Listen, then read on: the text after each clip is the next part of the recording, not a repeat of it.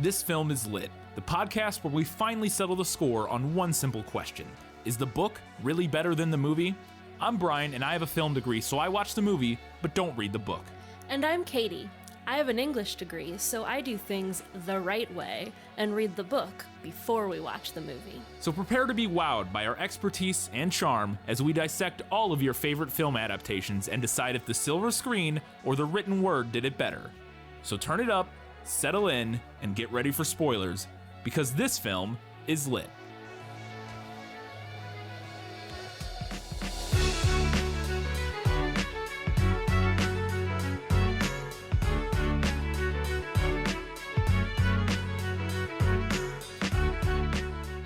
Dreams are messages from the deep. It's Dune, and this film is lit.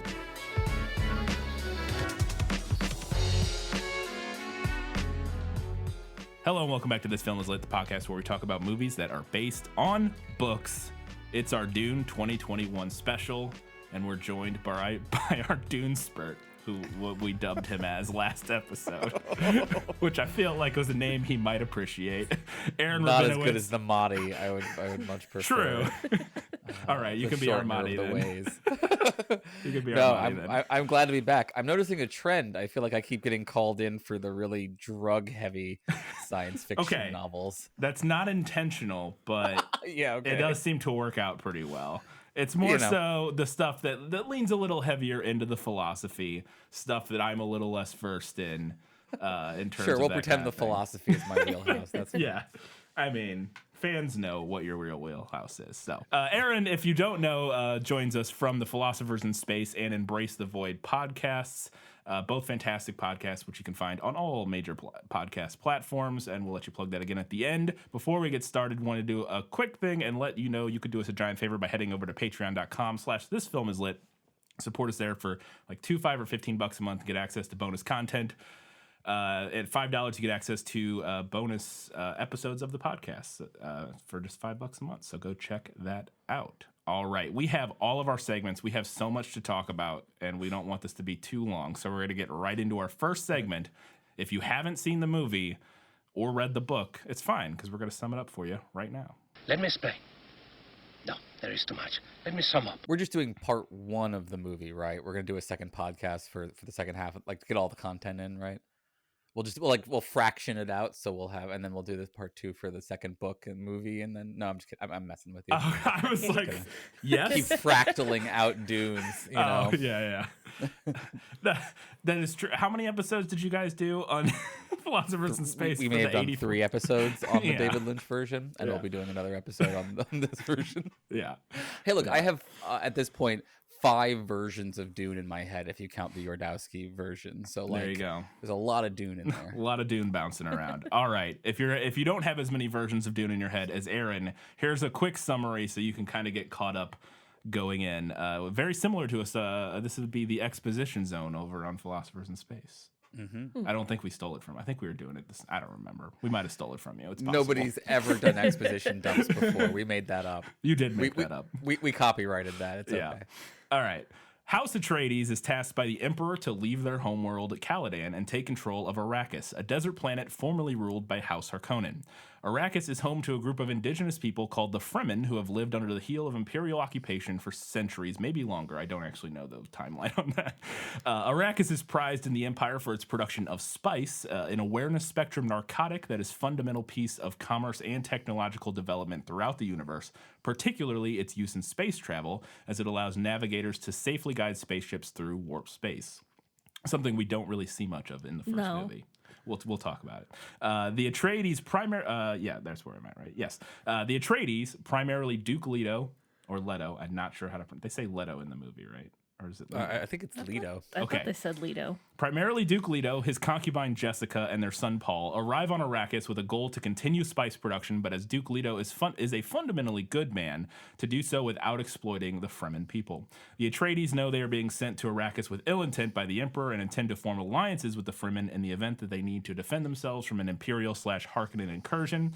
In their short time on the planet, they learn quite a bit from various political actors and begin to unravel the enigma that is Arrakis and its people. Unfortunately, things move more quickly than they anticipated. destroyed, and a traitor in their midst results in the Duke being killed by Imperial and Harkonnen forces, and Paul and Jessica being thrust into exile.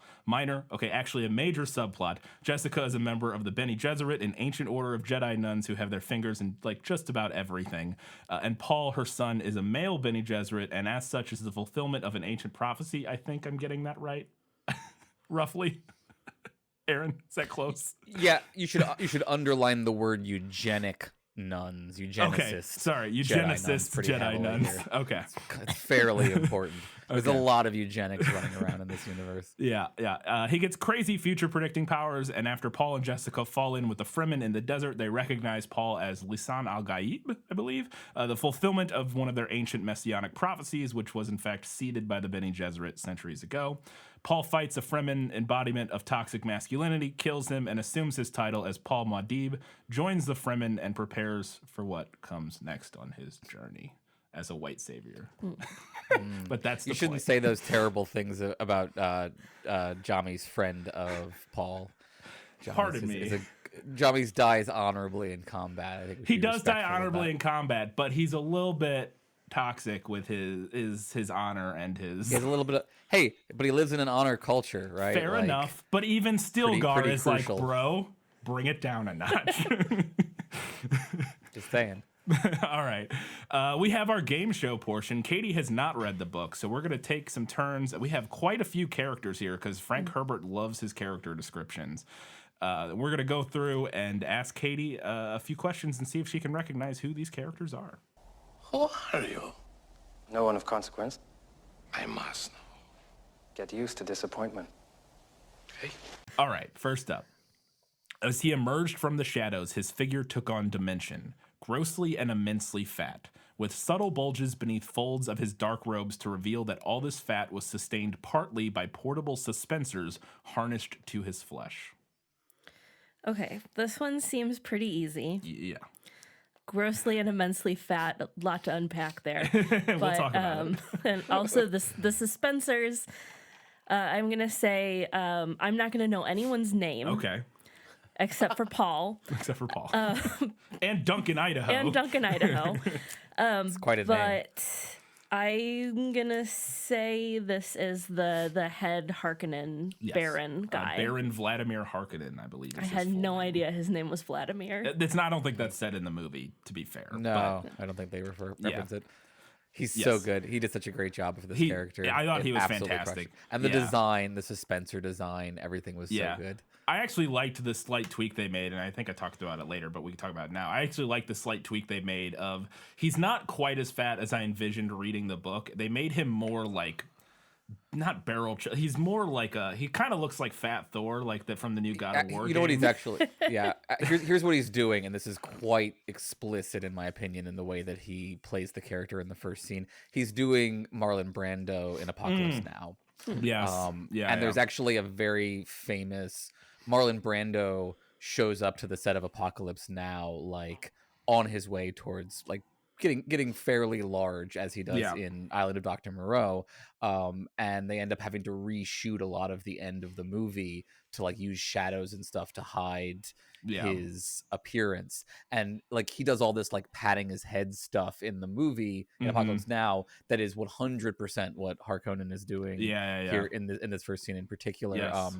So like that I think is where their design choices are coming from. Now, this is an unfortunate character in the sense that it's a classic example of tying moral status to physical appearance, which is just like a really fundamental like reoccurring problem with villains. And it's really unfortunate that it otherwise compromises what is a really great character, I think. I agree completely. And that's why I think I enjoyed that they at least dialed it back I mean, not enough to really make a major difference, but they dialed it back slightly from what I had originally viewed, where I'm imagining like every one of his roles is like held by its own suspensor, that kind of deal. And to clarify, I have not seen the 1984 version, so I don't know what it looks like in that. But so I was imagining him much larger and like grotesquely obese than he is in this, which is already very large and obese.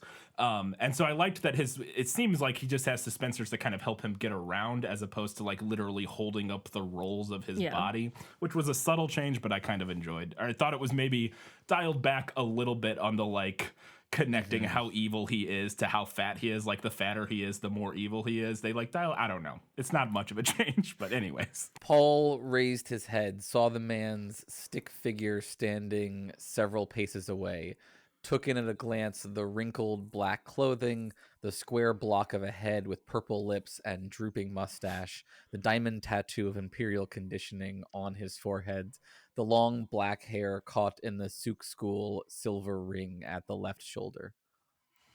Okay, Katie. There's one real big giveaway here. Is there? Yes. I feel like this could be... There's only one character this could be. I'm sorry. You have to pay a lot of attention to the things on people's faces in this series.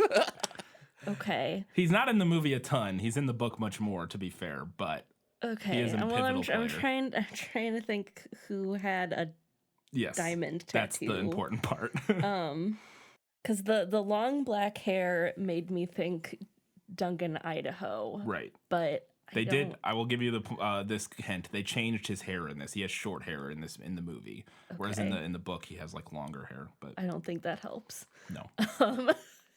But if you're not going to get it from the tattoo, you're probably just not going to get it, unfortunately. Yeah. Well, I have two other characters in mind, but I can't remember which of them had a tattoo. I'm thinking I know which two you're thinking of. The doctor or the like general guy. That's who you're thinking of. That's Thufir Hawat, or however you say his name. I'm just going to say you nailed it when you said the doctor first. You crushed it. Good job. All right. I was going to go with the doctor. Yeah. Well, I was. Yui is his name. Yeah. Dr. Yui. Dr. Yui or Yue or something like that. They did made him a little less stereotypical of like an Asian archetypal character by getting rid of the mustache. Yeah, they got rid of the mustache, the like purple lips, and the long braid with the metal band. I think all of that stuff kind of is a little bit more stereotypical, like this is our Asian character, but yeah, they didn't have him played by a white dude with all of those features. True, is this the 84 version? Did. Oh God. Fantastic. Well, at least we learned something. The Lynch version is the most whitewashed version of this. Yes, that's really white. When I was doing some notes today and finishing up my notes, I was going to the wiki a lot, and there were always pictures from the 84 version, and I was like, boy, everybody in this movie was white. All right. Yeah. Dune itself, in my opinion, is an inversion of the white savior narrative. The David Lynch version is not an inversion. It's just a white savior narrative. All right, next one. 2 for 2 so far, with a little help on the second one. He was tall, olive-skinned. His thin face held harsh angles warmed only by deep gray eyes. He wore a black working uniform with red armorial hawk crest at the breast. A silvered shield belt with the patina of much use girded his narrow waist. I think that could also be a lot of different characters. True. Couple at least. I'm just going to take a shot in the dark. Yep. And say that this is Duncan, Idaho. Oof. So close. Oh. Kind of. This is actually Duke Leto. Okay. All right. Which I thought that it's actually a fairly close. Well, like Oscar Isaac. They don't mention a beard here, which he has a beard in the movie. But other than that. Yeah, and the guy who plays him in the Lynch version has much more of the hawkish look to him. Yeah. That you kind of get the impression of from the descriptions of Leto. My problem with Oscar Isaac, which is a sentence I'd never think I would say, is that like he's too likable. Like he's so warm. Oh, really? That, like Leto is a little colder. Like I feel like he's a little more aloof, and Isaac. It makes him so human feeling, and like I love it. I love watching it, but having not read the book or have any familiarity with this property, I thought that was the point. Well, I think it is, and I actually thought it's funny you say that, Aaron, because while I agree that he is not as hawkish and sort of stern and cold as he comes off sometimes in the book, I also thought he didn't come across as vulnerable in the movie as he sometimes does in the book. Like I thought and maybe that's just by choice of scenes they included. Like there are definitely vulnerable moments from him in the movie, but there's one in particular that I was going to discuss later, but let's talk about it now, where he has this whole scene that very clearly comes across this idea that he's like this defeated man who would just rather they had just like run off into space to get as a family and like we're out like farming potatoes somewhere. Like he doesn't want to be doing this, and you don't ever really get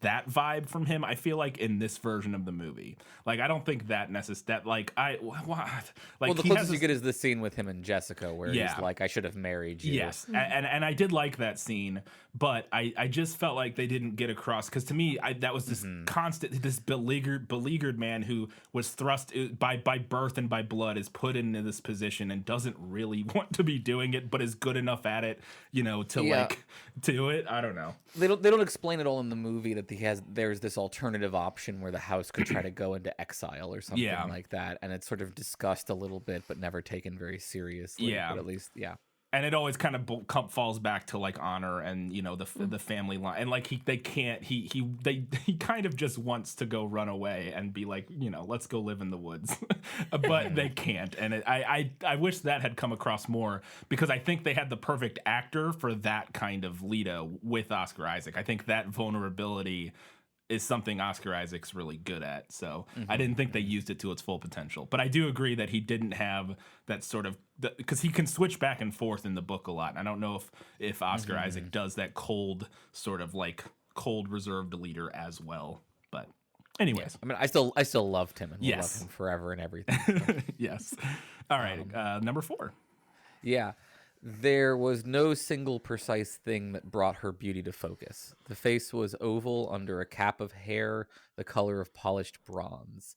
Her eyes were set wide, as green and clear as the morning skies of Caladan. The nose was small, the mouth wide and generous. Her figure was good but scant, tall and with its curves gone to slimness. Heinlein, Herbert, what do you mean by good? Her figure was good. Good. It's a good figure. But scant.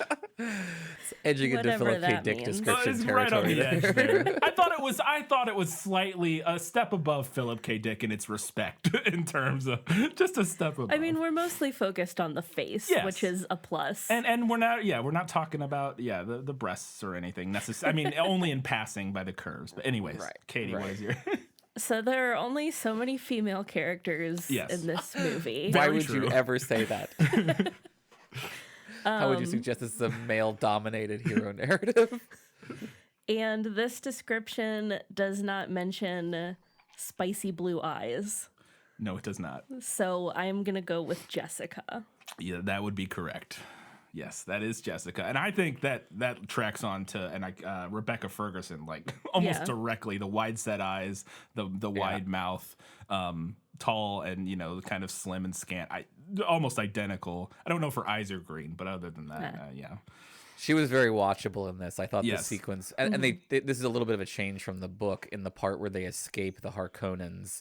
They gave her a lot more agency in that moment than they do in the book, which was really great. Yeah, I have a note. I want to talk a little bit more about that later. Fair enough. Seeing the oval shape of his face so like her own, but the hair was coal-colored and tousled. Long lashes concealed the lime-toned eyes. I feel like you should nail this. Okay, well, this has to be Paul. This is Paul, yeah. Those beautiful, luscious, long lashes. Those delicious twink lashes. Just based on that description, A+ casting. Yes. And it's like the main description of Paul we get in the book. That was the main one I wrote down. Tousled, coal-colored hair. Yes. I mean, tousled is Timothée Chalamet's whole thing. I think he invented tousled. Yeah. Yeah. And I was fairly happy with his performance, to be honest. Oh, yeah. Like, I know he's a bit of a people mess on him a little bit for being a pretty boy, but I thought he conveyed the breakdown sequences quite well. Yeah, I thought he was fantastic, and I like him in a lot of stuff. We did recently. We talked about, or not recently, a year or two ago. We talked about the 2019 Little Women, and he plays one of the main characters in that. Yeah, what's his name? Katie. Laurie. Laurie, yeah. And I thought he was fantastic in that, and that was one of the main things I had seen him in up until this point. And yeah, I thought he was great, and I thought he did capture the angst and the surety of Paul, because Paul's a very like layered, interesting character, and he kind of goes on this arc over the course of the movie from a little bit more of an emotional teenager to this. As his powers grow, he becomes more of like this, Zen Jedi or whatever. And I thought he did a good job kind of balancing all that and keeping vulnerability in all of it, which I thought was impressive. Paul studied the man, marking the feline movements, the swiftness of reflex, his dark round face, the cave sitter eyes, the curling black hair. Yeah, I piecemealed that one together. It that was from like several different descriptions of this character, and they were not all together. So, just not that helps you in any way, but Actually, I think I might know this one. Yeah? It feels easy, so maybe I'm wrong. But I'm gonna say this is the guy that he fights and kills, the Fremen guy. Jameis. Sure. Yeah, that's Jameis. That's incorrect. This is Okay. actually Duncan, Idaho. Oh, Yeah. I mean that makes sense. Which makes too. sense. I think Yeah. it tracks on Oh, him is it? too. Yeah. I was Yes. thinking this was Stilgar actually. Yeah, which would make sense, but no, it's actually this is actually Duncan, Idaho, and like I said, it is mixed from two different. It's like from 100 pages apart or something. Like one of these is a description of him at the dinner party scene, and the other one's when we first see him in the Stilgar scene. Actually, I think. He has no idea yeah. what the dinner party scene is. We should Yes, talk No, about I it. have we'll, no we'll idea. talk about that later. I don't Oh know my what goodness, that we're gonna talk is. so much about that later. Well, I thought because you started out with Paul studying him, Yes. so I thought maybe like, oh, this is like when they fight. He's like Yeah. watching him. That makes sense, but no, it's he's studying him when he walks into the room ahead of Stilgar, and Okay. and it says Paul studied Duncan, marking the feline movements, and it goes on to say marking the feline movements, the swiftness of reflex to make him such a good sparring partner, and I left that out because I thought that might make it a little too yeah, easy. that so. would make it. That would have made it a little more obvious. Although then you might have guessed Gurney Halleck, which is Oh, Josh Josh Brolin's Brolin's character. since they do actually spar together in the movie. So, anyways, all right. Next one. A tall robed figure stood at the door. He stared at the Duke, then slowly pulled aside his veil, revealing a thin nose and full-lipped mouth and a glistening black beard. Tall robed figure stared at the Duke. So it's somebody who met the Duke. Mm-hmm. Slowly pulled aside his veil, revealing a thin nose, full lip. Okay. Shot in the dark. This is the guy who was dressed like a priest that was there when they transferred, like when they were like, you have to take control of The Herald of the Change. Yes, the Herald of the Change. No, the Herald of a Change doesn't make an appearance in the book, from my okay. knowledge. He may, and I'm maybe misremembering that, but I don't. That think sequence, so. I don't think that happens. Yeah, in the book I don't think at that all. sequence happens in the book, and we'll talk about it. But this is actually a guy we just mentioned. This is Stilgar, his introduction. No, which one? Javier Bardem's Javier character. Bardem. Yeah. Oh, okay. Yeah, And the I- Fremen. Yeah. I absolutely loved Javier Bardem's performance as Stilgar. I thought he Yes. was electric in that first scene, especially. I agree. There's been some, I think, somewhat justified frustration that there wasn't more casting of Middle Eastern individuals, Yes. especially Yeah. amongst the Fremen. And I'm sympathetic to that, even while I really do think that he gave a masterful performance. He just was so like simultaneously like secure, but also not at all interested or like wanted to be in that kind of space, and it came across so beautifully. I agree. I thought he nailed, which I had a feeling he would because Javier Bardem's great, but I thought he nailed Stilgar's quiet confidence, while, like you said, also just not like kind of just not caring about anything that's going on. I thought he reminds me of, I don't know if you've ever seen the show Sex Education. His performance a bit reminds me of is his name Jurgen? Jurgen, yeah. For Is sure. that his name? The Or husband, no, Yuri. Oh. no, what's her name's Jakob. boyfriend? I know he. Jakob. Jakob, right? Like Right. that. Jurgen's he the just guy had- on Bake Off right now. Yeah. Yeah, he just has that like confidence that like Yeah. I don't know. I think it was kind of a similar. Which that guy I found out got cast in the Lord of the Rings series. He's going to be like an Really? elf or something in the Lord of the Rings series, which I think There's makes a also lot just of kind sense. of like a Fremony sort of sense of humor to all of his Yes. scenes, where it was Yeah. just like it had that kind of very dry wittiness to it. I don't know, that like came from having no sort of pretenses. Yeah, and it actually there's a line that they cut from the movie that I wanted to mention later, but I'll say it now because it's one of my favorite comedy lines in the book. Is when they're fighting at the end, the duel between Paul and Jameis. At one point, Jessica has been talking a lot, and Jameis is like, she's gonna put a spell on me. I invoke silence or something like that. And Stilgar's like, you have to stop talking. You got to be silent. Right. And so Jessica stops talking, and then they're fighting, and they're watching, and Stilgar turns to Jessica, and he's like, is your son playing with this poor fool or something like that? And we'll talk about more about that fight later. But he says that, he goes, is your son playing with this poor fool? And then he goes, actually, you can't answer that. You must remain silent. This is a very like dry sense of humor that I find very, very enjoyable. She studied him. Hawk features blue ink eyes that suggested he was a native of Arrakis, but subtleties of movement and stance told her he was not, and his flesh was too well firmed with water. He was tall, though slender, and something about him suggested effeminacy. I don't think you're going to get this one. I don't think I'm going to get this one either. It's hard. It's very hard. Because he doesn't look anything. This description doesn't really give anything for Does not fit the character. No. Because the Hawk features makes me feel like it's should be somebody related to. Right. Like the Atreides. Yeah. It is but not. Also, never mind. That's a whole blue different thing. eyes suggested he was a native of Arrakis, so somebody who's been living there, but is not from Arrakis, but also drinks a lot of water. I'm not gonna get this, so I'm just gonna guess Josh Brolin's character. Okay. No, this is Peter DeVries. Or DeVries, I'm not exactly sure how you say it. Which is, I don't think you hear his name once or twice in the movie. He is the guy who's the mentat for Baron Harkonnen. He's the guy with the big, like, bulgy eyebrow, like brow, like white face, super like.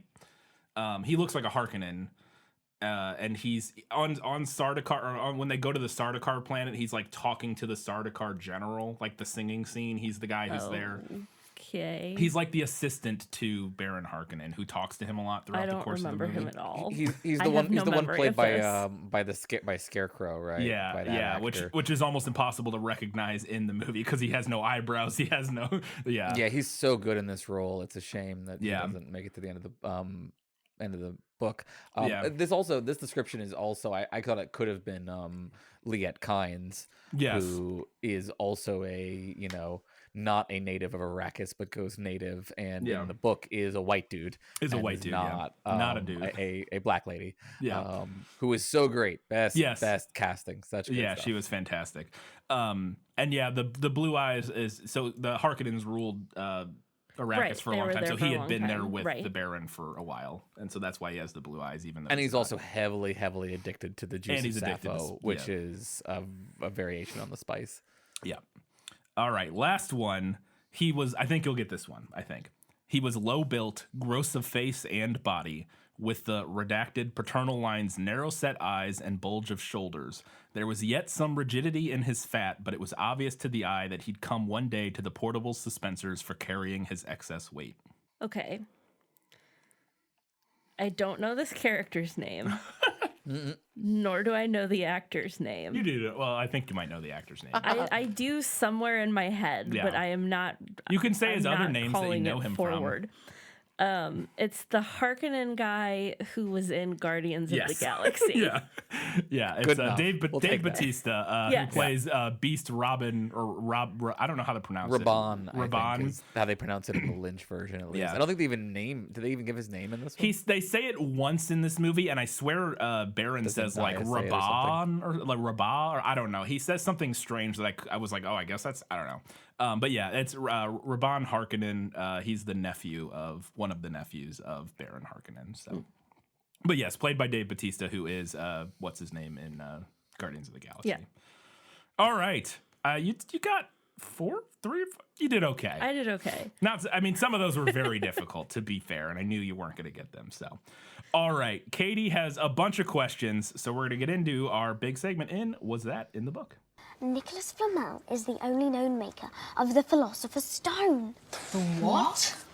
Honestly, don't you two read? So this movie opens with some images of Arrakis and a voiceover, I believe, by Zendaya. It is, yeah. If I'm remembering Chani correctly. is, yeah. Explaining like what Arrakis is and the history of it, kind of, and the Harkonnens, and then they left and they don't, like the Fremen don't know why. Yeah.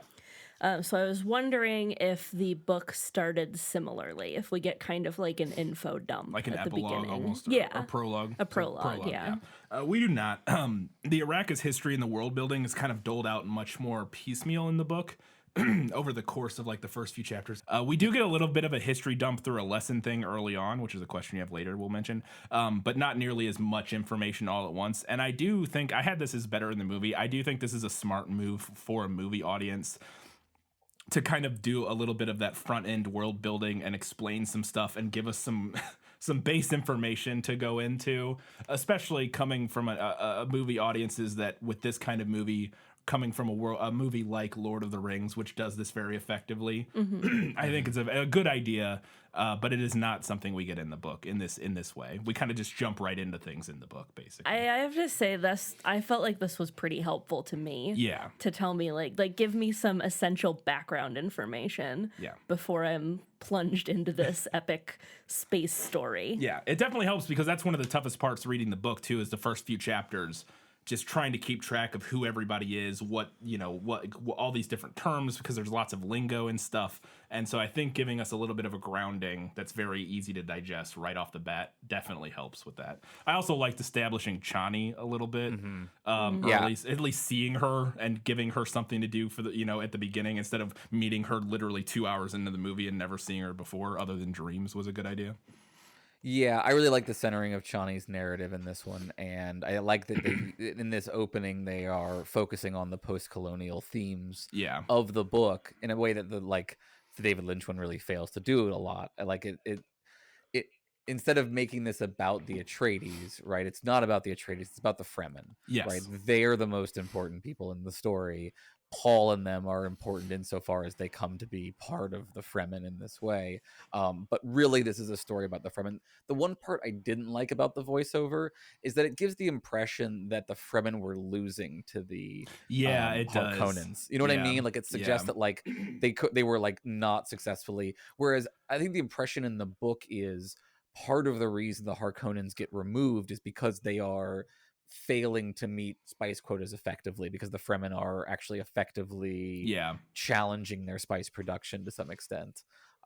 So it made it feel a little bit like the Fremen are powerless until the white people come along and such. But I did like the idea of like, we were being oppressed and we are waiting to see who's our next oppressors are going to be. That was a note I had, is I loved that line, which is a movie edition, which is who will our next oppressors be? I think it just kind of very succinctly drives home the point there and puts a nice period on it. So following that, we meet House Atreides. We meet what did we decide? Leto or Leto? Leto. Leto and Jessica and Paul, and all over their house, their literal house. On Caladan. Like statues of bulls, and like there's a portrait of a guy as a bullfighter. So I'm wondering, like, is that like their history? Are they like a family of bullfighters? Okay, so are they a family of bullfighters? I'll see if Aaron has any to expand on that. But what I can tell you is that their father, the Duke's father, was a bullfighter as a hobby and was actually killed by a bull. And we see at one point when they're packing, they pack like a mounted bull's head. That is the head of the bull that killed the Duke's father. And that portrait that we see is his father. And there's a little passage about it in the book that's really interesting. I liked that they at least alluded to that in the movie, because we don't get any of the scenes sort of discussing his father and the legacy and how she doesn't like seeing she doesn't like his father for lots of different reasons and stuff. And none of that's in the movie, but I liked it at least alluding to it with the sort of the background lore there. Yeah, this was definitely something that if you hadn't read the book, you might notice the imagery, but you probably wouldn't have caught, like, you know, like you wouldn't understand exactly what they're doing there. Yeah. They make it a little bit more gory even in the book. The horns of the bull are like waxed in such a way where the blood is still visible, still like there, almost dripping off Ew. of them or something. Like Yeah. it's very visceral, and like I like that they included it because it's some pretty key symbolism, I think, because the idea ultimately is that the Harkonnens are Leto's bull, right? Yeah. And that he ends up, you know, skewered on the horns of his own bull in this way. Yeah. And you see that in the sort of the sequence with him and Harkonnen in the chamber at the very end. They have the bull right up behind him, to drive that home. Yeah, and they, especially because it is there's this whole in the book Leto talks about how going into the situation they know we know we're playing a game, we know this is a trap, similar to how stepping into the bull ring, you know what you're doing, you might die, but you might die, and Leto knows that the whole time. It's a big building thing throughout the first half of the book, is that he knows this is very likely going to end with his death. Because of the circumstances they're in, and so that symbolism, I think, I like that symbolism. I'm not sure. I mean, obviously, it didn't quite come through for me. Yeah, just watching the movie, but I like that. It just occurs to me. Yeah, go ahead. It just occurs to me. It's also worth noting. I didn't even realize this, but I think this might actually be deliberate. Think about the way that bullfighting works, where you like bring the bull right past you just on the side essentially, and maneuver it. It's almost identical to the way that riding a sandworm works. That like later, you don't see it in this one, but later when you see them calling sandworms, it involves standing right there as the worm comes right past you and hooking on, just, you know, like they talk about in the book about how if you're just a bit off one way or the other, you're dead. Right. So like it felt to me, I realized it connects to that, you know, and Paul's bull, I think we could argue, is the jihad. You know, it's not made as clear. It's made more clear in this movie than in the Lynch one. But like his main motivation, Paul's motivation from the moment he awakens, is to not die while at the same time not killing a bunch of other people. Yeah, because he's really worried that he's going to start a giant global jihad, you know, like intergalactic jihad. I had a note about that. That's something I wish this movie had made even more explicit, and there are flashes of it in his spice hallucinations or whatever, or not hallucinations, but his spice premonitions. Is that it's not necessarily is tied directly to, it is tied, it doesn't matter. Anyways, in the book, it's made very clear, obviously, because we're in his head, that the things he's seeing, the banners of House Atreides marching across the universe, is an outcome that he fears and does not want to happen. And here we just see such brief flashes of those things that I'm not sure it translates that that's like what he's seeing and what like he's worried about. I think you can get it, but it's a little bit tougher. And I wish they had made that. I think, and that's my main issue. One of my main issues with how this movie ends. I wish they'd ended on a slightly different note, but we'll talk about that here in a little bit. So I did like the tent scene, though. I thought Chalamet really conveyed the fear of the bloody holy war in his name there somewhat. So we see a couple times Paul watching these kind of like it's like hologram like recorded lessons, and I was wondering if that was something from the book. They're I don't know if they're hologram. I guess they are. They have a name that I can't recall. But he does learn. He has a recorded lesson from Yue or however you pronounce the doctor. Which is like a lesson, like a primer on Arrakis, basically, and it discusses spice and all that stuff. We don't see quite as much of it in the book. We just hear like a couple lines from it in the book, but the movie kind of just takes that and expands it, so we get a little bit more. Yeah, because we see him do that a couple times in the movie. Yeah, like watch these holograms. Yeah, and there's another related piece of tech like this in the book that doesn't show up in the movie at all, which is the Orange Catholic Bible. Which is a really funny, like, you know, the book is in many ways a sort of critique of religion, and one of the funnier parts in it is there is this like there was this point in time in which like all the major religions came together to try to reconcile, right, and like create a holy text that everybody could accept, and they like did all of this work, and they create this thing called the Orange Catholic Bible, and then of course they all hated it, and like it, you know, and so it shows up. I think Yui gives it to him in Yeah. the in the. Oh no, I in the think book. Thufir might give it to him. I think one of the two. Yeah. No, does- it's Yui because Yui? there's a reference in there to the wife. And yes, he yeah, like yeah. accidentally opens it to the wife's passage, and it freaks Yui out. Yep. But there's also one of my favorite passages from the book in there, which is in the Orange Catholic Bible. It says, "From water doth all life emerge," which I thought was just a great encapsulation of sort of a lot of what's going on in the story. Yeah. I also it also made me chuckle every time because eventually after it's introduced as the Orange Catholic Bible, it is shorthanded to the OC Bible, and it kind That's of right, the OC works Bible. like in a meta context of like it's the OC Bible, you know. It's like yeah, which is not in the way intended, but I thought it was kind of funny in that regard. Are all of the Harkonnens bald? This is not mentioned in the book, and I couldn't find a description of them having hair, but supposedly they do. And in the 1984 version, they're all gingers. Yeah, Aaron, I don't know if you have any more information on this.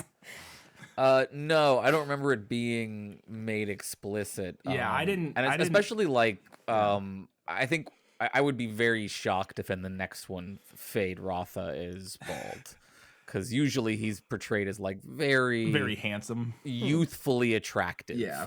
Right. I mean, he was played by Sting in the 1984 right. version, That's so- what I'm saying. Yeah. You know, Yeah. in his prime.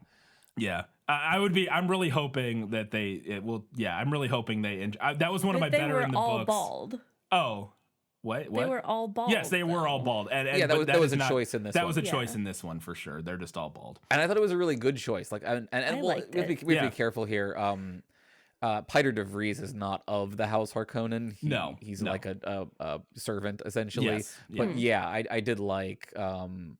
I liked that they even went further with it, and you got the feeling that like all of the Harkonnen soldiers were like clones or like Yes. knockoffs of the Harkonnens. Yeah. Like they all, looked like slightly more deformed versions of those main Yeah. Harkonnens. Yeah, Katie, you posted that meme the other day where it's Beast Rabin or Raban or whatever standing in front, and all of his Harkonnen soldiers behind him, and they all just like look like less cool Yeah. versions of Beast Raban. They They're all- like yeah, they all look less like the same intimidating guy. versions of Beast Raban or whatever. Yeah, like they It's like could have been. it's like the Rick and Morty joke, right? Where Yeah. it's just like the different versions of Rick that get slowly worse.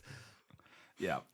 Something that I thought was really cool in the movie was that we frequently see Jessica use sign language, mostly with Paul, to like communicate silently. And I don't know that what she was using was like ASL. It didn't seem like it didn't it, seem no. like it necessarily, but I also don't know ASL, No. so I don't know for sure. But I thought that was really neat, and I was wondering if that was something from the book or not. It is not, but I quite liked this. So It the is sign- actually though. Oh wait, well, I think so. there are a couple instances, aren't there? Like kind of, but not. They have the house hand signals is what they have. Yes, but her and Paul don't use them to communicate with the same regularity that Not they as do much in as the not as much as they do in the movie. They play it up in the movie, but they do I- have house hand signals that they use when but- they're in mixed company. Yes, they do have a couple signals, but they also have code words, which I thought this was the other thing the movie was like kind of using here in place of. Is that they have code words and stuff that they use with each other that mean things, and that comes from like the Bene Gesserit training or whatever. Or at least is what it seemed to be implied in the book to me. And they have these like code words that they know, and I thought they were just kind of taking that, expanding it. There are hand signals, but I guess my point was that in the movie, Paul and Jessica use this extensively, and they use it almost never in the book. There's like one or two scenes where they do a kind of a thing like that. I thought it was a really good idea to take it and expand it, because it just sort of it's a great way to help quickly sell their connection with each other. She, like you said, she does use it with like one of the guards at some point when she's talking to Shout Out Mapes in that one scene. Also, because I think the other thing that is in the book to me that comes across, and I guess the reason I don't think of the hand signals in the book is that they just Paul and Jessica operate like so on the same wavelength as each other all the time that they don't even need hand signals most of the time. They just see and understand things the same way because she trained him the same way that she was trained, like as a Bene Gesserit.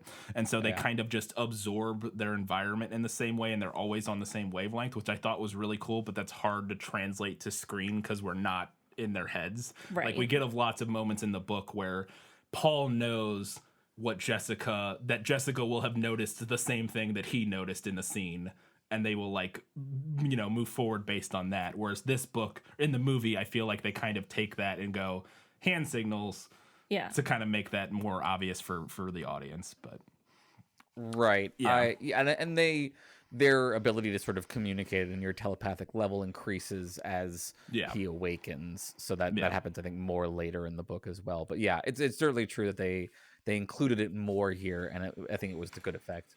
Yeah.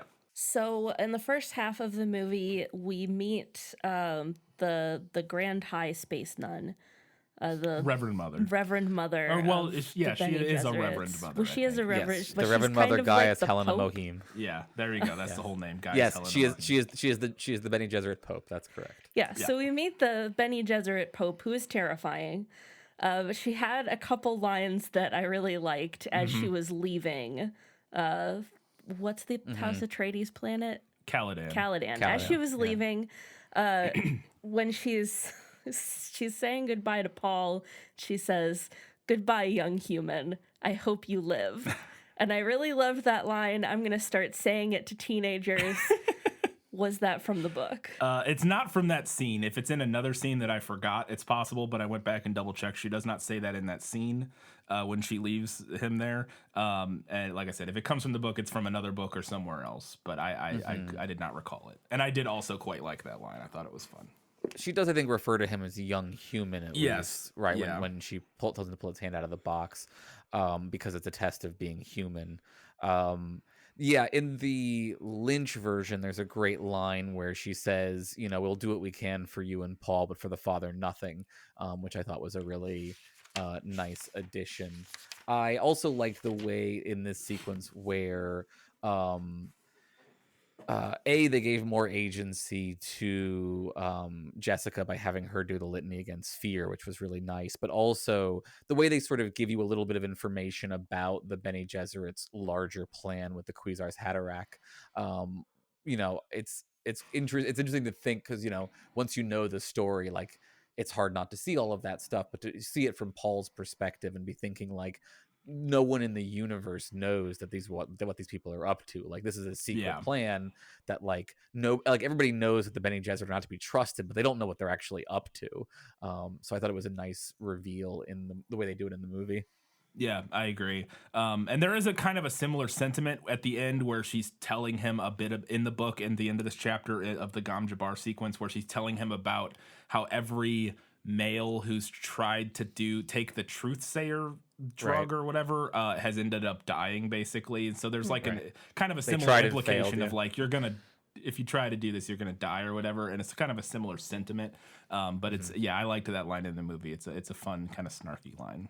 This is also as good a point as any. I want to mention the way they did the voice, the Bene Gesserit voice and I went and saw it. I saw it at home and then I went and saw it in the theater, and in the theater, it was so cool because they literally did subwoofer vibrations at the beginning of the effect, and then you hear the audio come in after. So you're like, your body sort of physically shakes, and then you hear the audio, and it was a really sort of compelling approach to conveying that effect, I thought.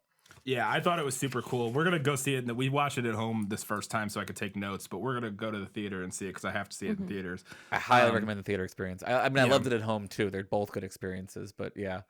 I really thought that they nailed that entire scene. I had everything about that scene in the movie nailed it, just because it's so spot on. Every moment to moment of that scene is spot on. There's actually a really great video. It might be on Wired or something like that, of Denis Villeneuve talking through this scene, breaking it down and explaining all the decisions they made and everything.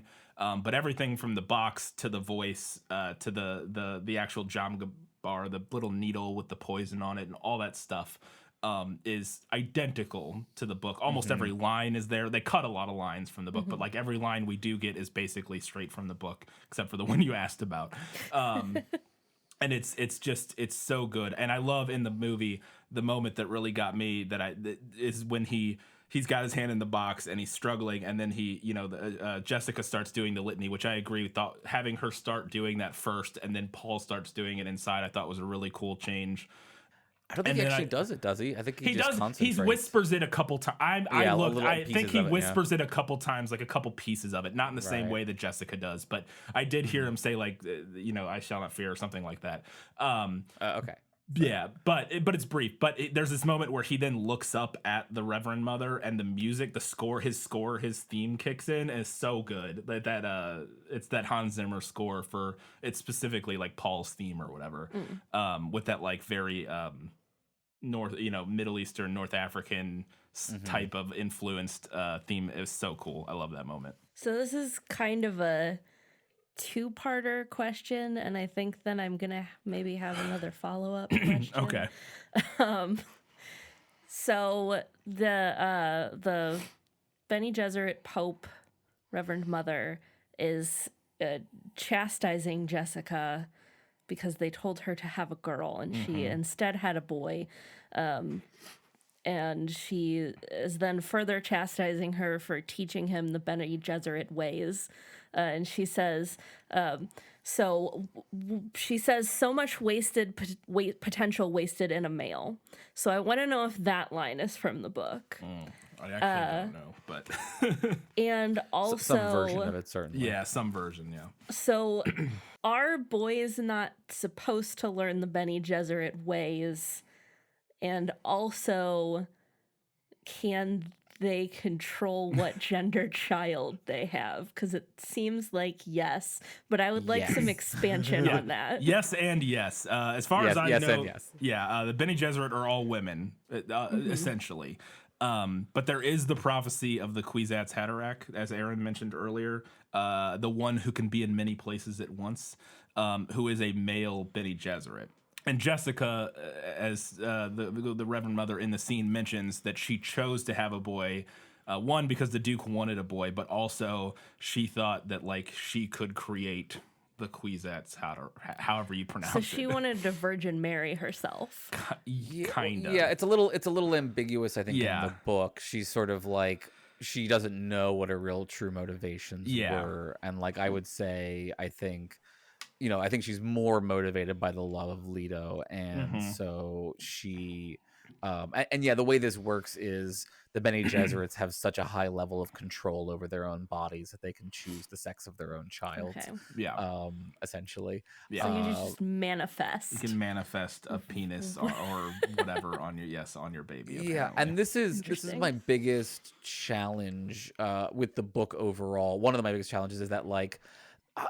I think the book it's unfortunate that Paul is a male. Like I think it makes it a story that is more accessible to young boys, and it loses some of what I think is beautiful about the book, which is the Kwisatz Haderach is supposed to be the bringing together of the genders, the sort of the mentat male side and the Bene Gesserit female which is an side. explicit thing they discuss in the book that the movie doesn't touch on. Is they're talking about how.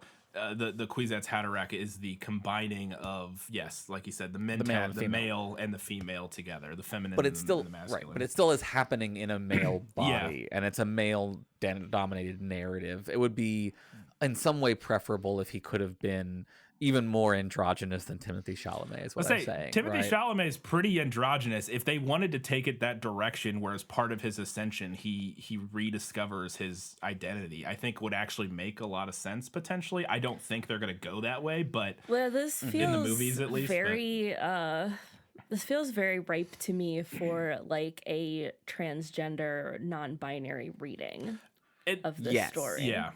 Yeah, for sure. I think it could definitely be in there. And I think that's kind of Aaron's point, is that and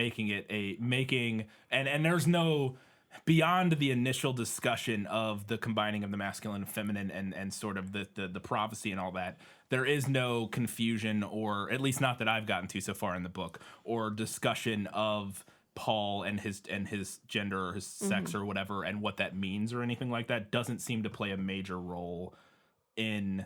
At least it didn't seem like it to me. It's just sort of, he's a dude. That's the prophecy, is that a dude will be a Bene Gesserit and and that will become the Kwisatz Haderach and blah, blah, blah. Whereas I think there's a lot... Yeah, go ahead. Yeah, the other key thing that's I think was mentioned maybe briefly in this movie, but would have, is as I mentioned, these are heavily eugenics based nuns, and they're into breeding bloodlines, and they mentioned that, and the goal was to have a female Atreides heir to marry to Feyd-Rautha, the male Harkonnen heir, and thereby seal the breach between those two houses, essentially. Yeah, because that's the thing that the movie does not mention is that there's this ancient falling out between Harkonnens and Atreides because of some past wrongdoing from a long time ago, and that's never brought up in this movie. Like that did not come through. There's only like one mention of it in the book, but it is kind of important to set up why there's this issue between them to begin with. But so why didn't she just have another baby right away? I don't know. And they don't really get into it, I guess. We do find out that she is pregnant at the end of the movie. Yeah, right. She is. But yeah, it's not at all clear. You're right. It's a good question. Why doesn't she have a second child immediately? like I just feel like if that were me, I would have been like, okay, here's your boy. Now let's have a girl. Like problem solved. Problem solved. I do love in that scene that Jessica looks like a fucking Sith Lord. This is that scene where the Bene Gesserit, or the Reverend Mother and Jessica are talking out by the spaceship, and it's like raining or whatever, and Jessica has her hood up, and she straight up looks like a Sith Lord. It's fantastic. She's the coolest character in the book, in my opinion. She's not quite as cool in the movie at times. I don't know. We'll talk about it. But I thought she was the coolest character in the book, and I liked that they made her look like a Sith Lord there. I thought that was cool. And there's a case being made that she is in many ways the protagonist of the book. That like her and Chani are centered, and they really do emphasize a lot more in the story the wives, especially the non-married wives, right? The concubines. Yeah. So one piece of tech that was in this movie that I thought was really cool were these like giant helicopters, basically, except instead of having spinning blades, they had big like dragonfly wings. Yeah. So is that from the book? Yeah, those are the Thopters, as they're that's called. a dumb name. They're ornithopters, right? Or something like that. But or omnithopter, I don't know. But they shorten it to Thopter. And they that's pretty much exactly what I imagined them looking like when I read the book. Maybe not quite as dragonfly-like, but I think that was a very smart design decision. I thought they looked super cool.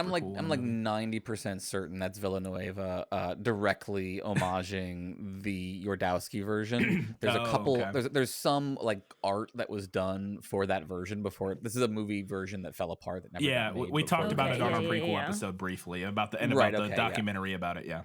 And in the documentary, you get to see some of those visuals, and if I remember correctly, one of them is like giant dragonflies as like the form of transportation. So I think they're definitely, and I liked in this one, there was a bunch of like bug symbolism at various points. There's a bug with Duncan, Idaho. There's a lot of the ships look like giant beetles and things like that. Yeah, I think it made sense. So we get to Arrakis. All of the Atreides get to Arrakis, and we go into this city that I thought looked kind of I actually don't know if I'm referencing the correct culture here. But the South American architecture, like architecture, like Aztec or Mayan, or for sure. I thought it looked inspired by that, so I was wondering if that was something picked up from the book. I don't think we ever get that's Arrakeen, which is like the capital or whatever, the city that the colonialists live in when they live on Arrakis. And I thought it looked really cool in the movie. I don't think we ever get a real description of it in the in the book that would lend itself to any like distinct sort of architecture type.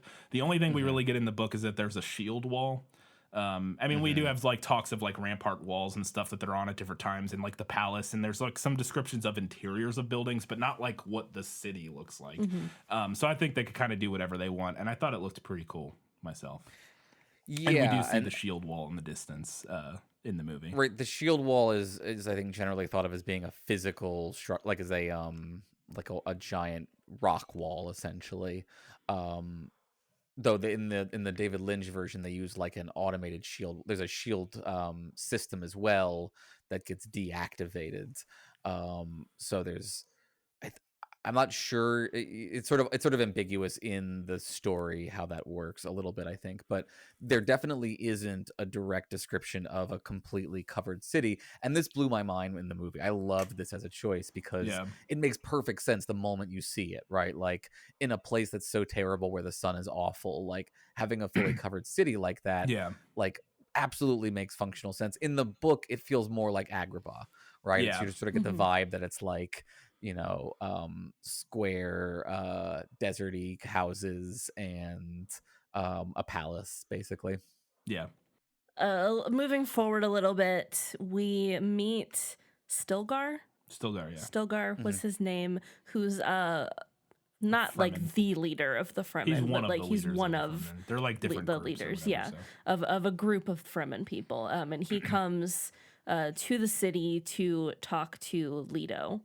And one of the first things he does is spit on the table as a form of greeting. Yeah. They sharing water from their bodies. Yep. Is that from the book? Yep, I love this scene. It's identical to the book. Almost every facet of the scene is directly ripped from the book. And yes, it is the same. Like they're taken aback at first, and Gurdon's like, "What the hell is wrong with you?" And then Duncan Idaho explains because water is so precious, spitting is seen as this ultimate sign of respect and like honor because you're sacrificing your vital fluid in order to show them respect, basically. I also love the way the scene ends in the movie and in the book, where he goes to leave and Paul's like, "Hey, you should stay. We would honor you." And he says, "Honor requires I be elsewhere," and walks away. I was like, Stilgar's just such a badass. He's too cool for school. Yeah, I love him. There's another version that we'll see probably in part 2 of this as well, of giving water to the dead. But yeah, they have all these sort of water-centric rituals. Yeah. And they're even more hardcore about it in the book. So you don't see in this one, for example, they have the Fremen have a currency system for keeping track of water, essentially. Yeah. And like they are very hardcore about not using any excess water and preserving excess water for the tribe and such.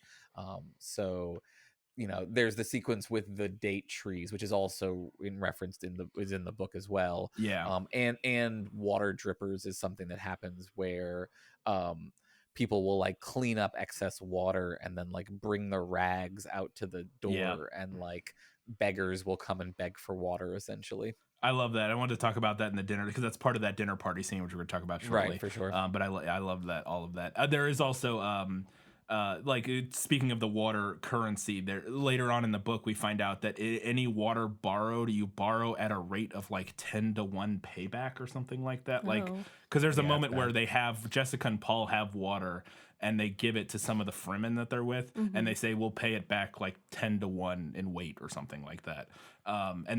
She's like, well, no, that's not necessarily. They're like, this is the way. Like that's how we do it. I think it's also higher in that case because I think it's because they're in the middle of travel at that point too. So it's a higher rate. Higher rate, yeah.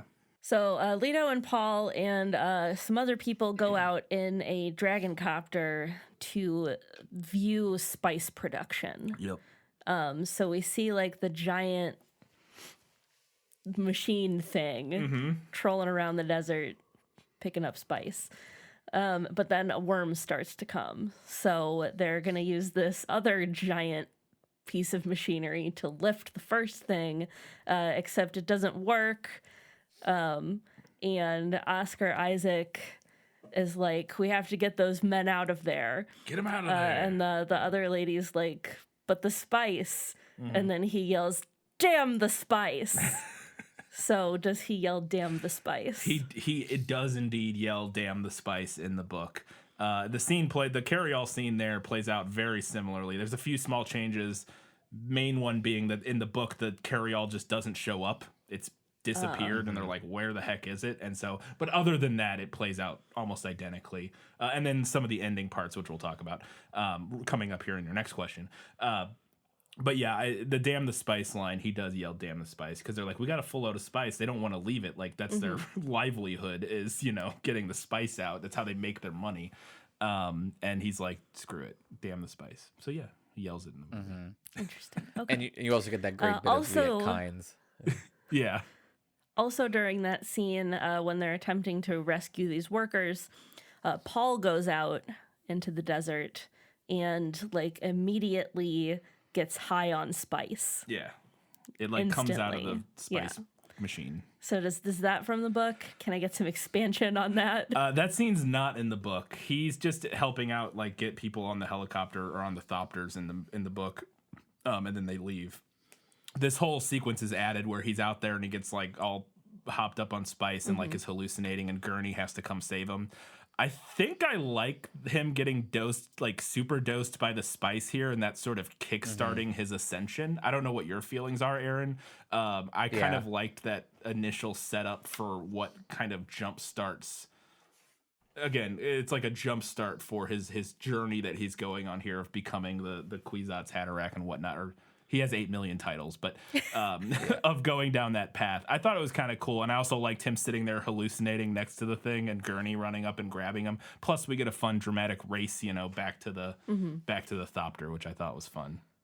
Yeah, I think in the book, in this sequence, there is at least a line about the spices everywhere. It's all around you, kind of like he encounters it out in the open for the first time in a way, and it doesn't trigger him in this kind of way. He doesn't drop to his knees and start hallucinating, but you get more of that in the sequence where they escape the Harkonnens, and then he's later in the tent. Which they also did in this one. I liked the line that they added in this one where he says, I recognize your footsteps, old man, which is a callback to sparring with Gurney earlier, but is also, I think, a double entendre with the Shai Hulud, because one name for the sandworm, Shai Hulud, is the old man of the desert. Oh, okay. And so I thought that he was sort of saying, using my prophetic vision, I already recognize the sound of the sandworm in this way.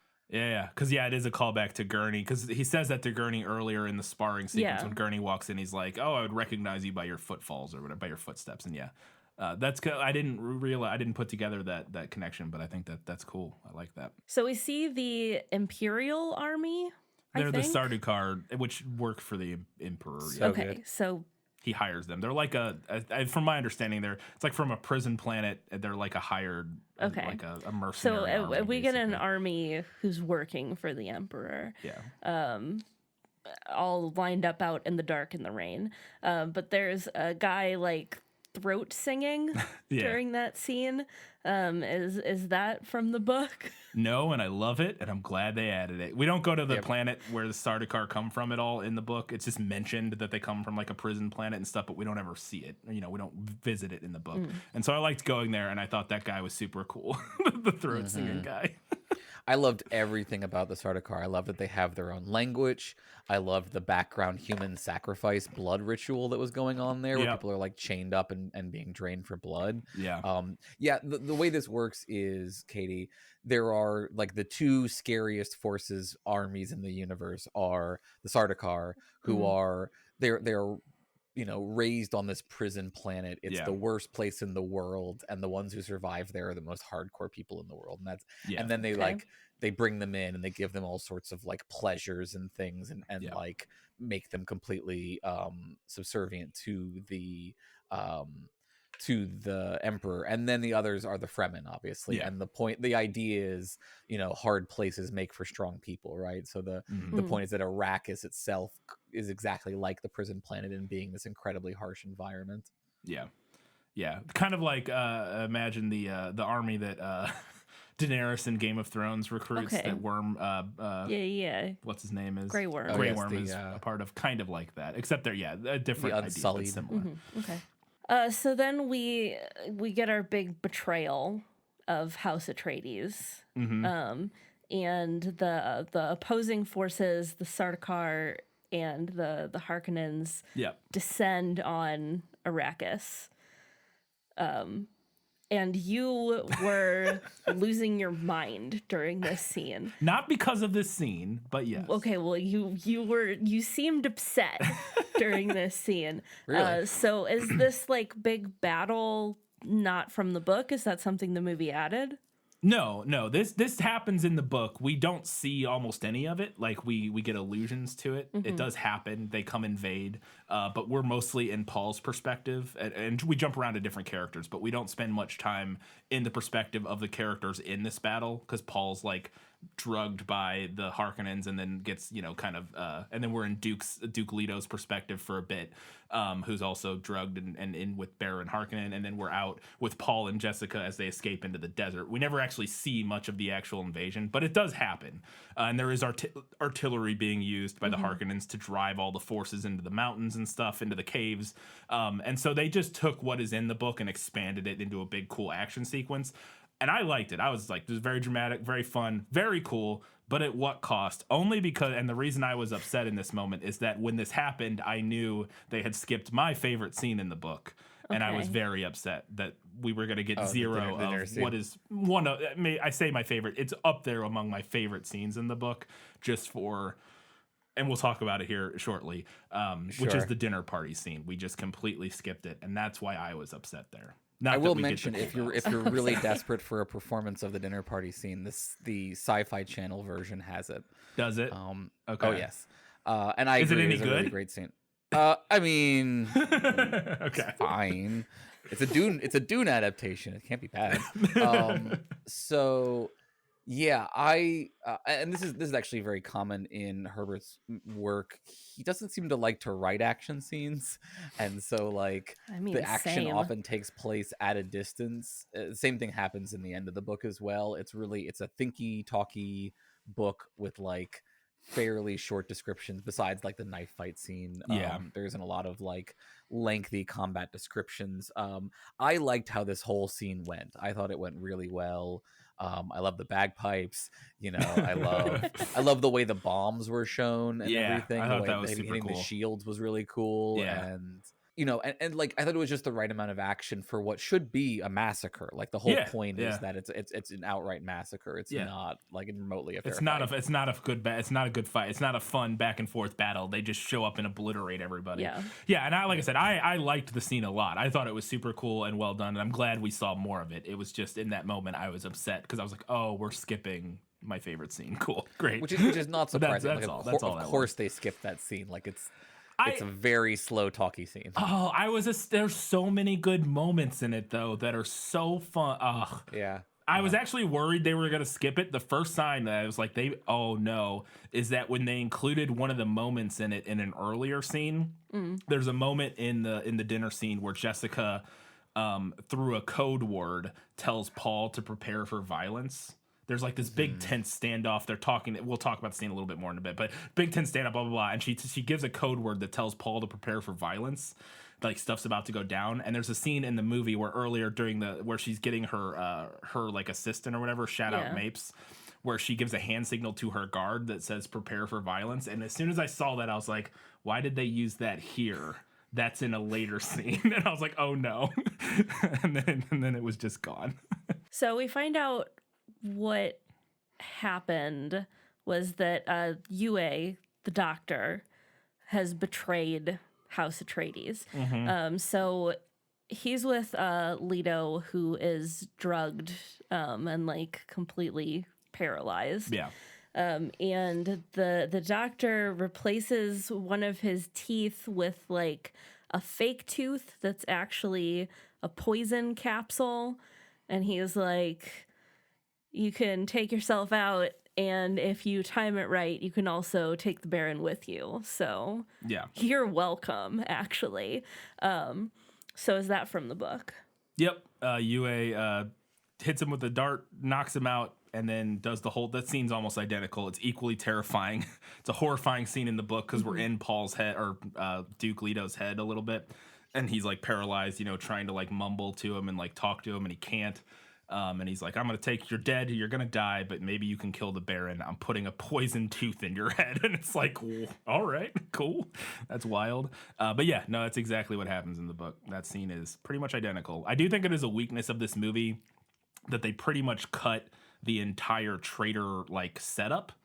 Mostly there's a whole bunch of setup for there's a traitor. They do the scene with the hunter seeker or whatever in the movie where the little thing comes in to get him, and they're like, there must be a traitor in our midst. In the book we get a little bit more of that with people suspecting Jessica, people suspecting Thufir, all these people suspecting different people of who the traitor is. And the movie for obvious reasons had to kind of streamline that to just a couple scenes. But it is, I think, a little bit more abrupt when it's just like Yue, who we've only seen like once, shows up and is like, "I putting a poison tooth in your head." It's like, all right. But the scene's there and it's pretty good.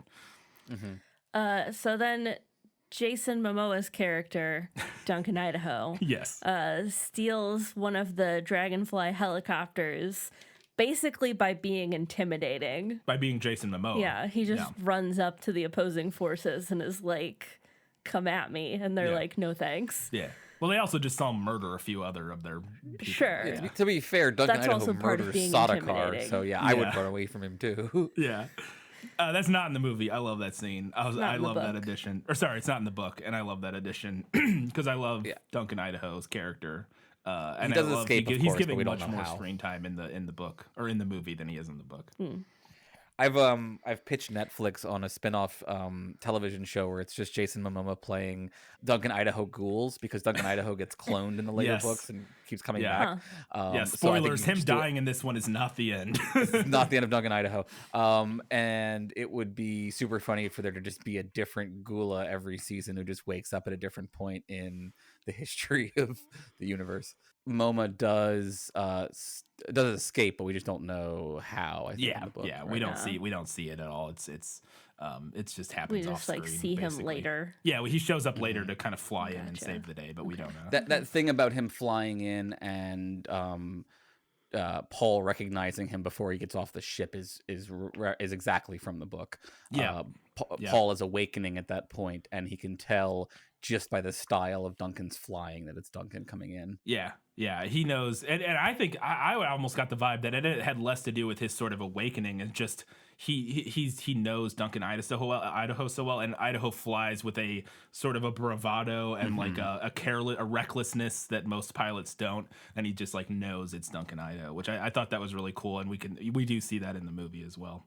So we catch up with Paul and Jessica as this crushing invasion is happening, and they have been captured by a couple of the Harkonnens, and are like they have them like aboard another ship, and Yeah, they're taking them out to the desert. Yeah, they're to gonna dump just them. drop them out in the desert because the Baron promised the Bene Gesserit that they wouldn't kill them, but then he's like, "Haha, we'll just leave them in the desert; they'll die anyway." And the movie adds that. In the book, the motivation for doing this has more to do, which they do mention in the movie. There's no scene with the Bene Gesserit, the Reverend Mother, coming in the book, at least not to my memory. I could be misremembering, but and talking to Baron. But what there is they're discussing that if a truthsayer comes and questions them, and he can say, "We didn't kill Paul and Jessica. Okay. We just dumped He them in can the say desert, that like, or honestly. that we I see. exiled them or whatever. But they know they're gonna die anyways. At least is the vibe that and they do say that in the movie. One of the pilots or whatever says something about like a truthsayer. We can just say we didn't kill him or whatever. So, But so they're on board this ship, and Jessica is gagged. Yeah. Because they know that she can do She has the voice. She can do the commanding voice thing. But they don't know that Paul can or is learning to do this. So he is not gagged. And he tries to do it and he fails. But then he tries again and suddenly he's able to do it. So does he figure out how to use the command voice just in the nick of time? Kinda, but not really. Like the movie builds this tension up a little bit more. He never tries and fails in the book, but Jessica is worried about him trying and failing in this moment. She's like, he's not ready. He's not good enough at it. She's like, he kind of has one chance at this, but he does just do it the one time and it works. But he also knows that that's the only chance he has is for them to free Jessica and let her do the real work. Yeah. Like he's like, she's gonna be able to do the real work. Because he just needs to do it good enough for them to ungag her. Yeah. And so he doesn't try twice in the book, which is the only real change. He just tries once and it does work. But there is the same tension of like, we don't know if this is actually going to work because he's not that good at it yet. And they do change it where she's the one that kills them, where in the book, she sort of essentially like seduces one of them to kill the other one, and then Paul like kicks him basically. I will say I wish they had kept the kick in, mainly because he Only that part. So I agree. I do like that they got rid of the seduction part, because she starts doing this like weird seduction-y type thing where she starts talking all weird and then getting them to fight each other over her. Because that was like the whole setup that they kind of touched on in the movie, is he's like, I've never been with a noble woman or whatever, or highborn or whatever. And so she takes that and plays with it. But I like that the movie just like, she doesn't need to do that. She's powerful enough. She can just she can just command them. Yeah, just command them. But I do like, I wish, because it was such a badass moment in the book that I wasn't expecting this description. Because I will say, even though he doesn't write a ton of action, Frank Herbert does write very good action when he does. That is very visceral, like, and you can see it really well, which is something I struggle with some authors. But this scene, Paul gets pushed out of the helicopter, and as he's falling, he spins around and kicks the guy in the chest under his sternum and crushes his heart. And it's like, that is freaking awesome. And I wish they had kept that moment in just for Paul to do a sweet spin kick, but I do like the changes to Jessica's moment there. But doesn't that ruin later? She says that he's never killed a man.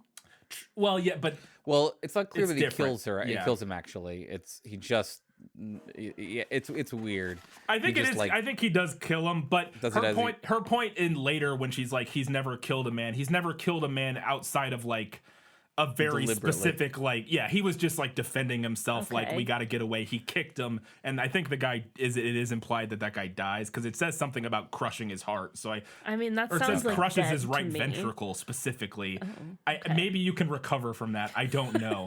And so maybe he didn't kill him. Seems unlikely. Seems unlikely. But I think more so the point later is that this is like a very deliberate, like, I'm fighting to kill a man. Like, so that's he's my never goal murdered. Here. Yes, he's never like. Yeah. Okay. That's the difference. And also the movie's version of that fight is also just kind of completely different than the book's. Not completely, a little bit different than the book's version. So anyways. Are there cute little desert mouses that drink their own sweat? Yes, they're adorable, and they're called Muad'Dib, or they're called by the Fremen Muad'Dib, which stands for like mouse or something like that. And that will eventually be important. And I loved the way they were done in this, where it was licking the moisture off its own ears, which I think is described in the book. And it was such a great example of a desert adaptation in that way. Yeah, I thought they were. And they were so cute. They were adorable, adorable, giant ears. So at this point, they are with the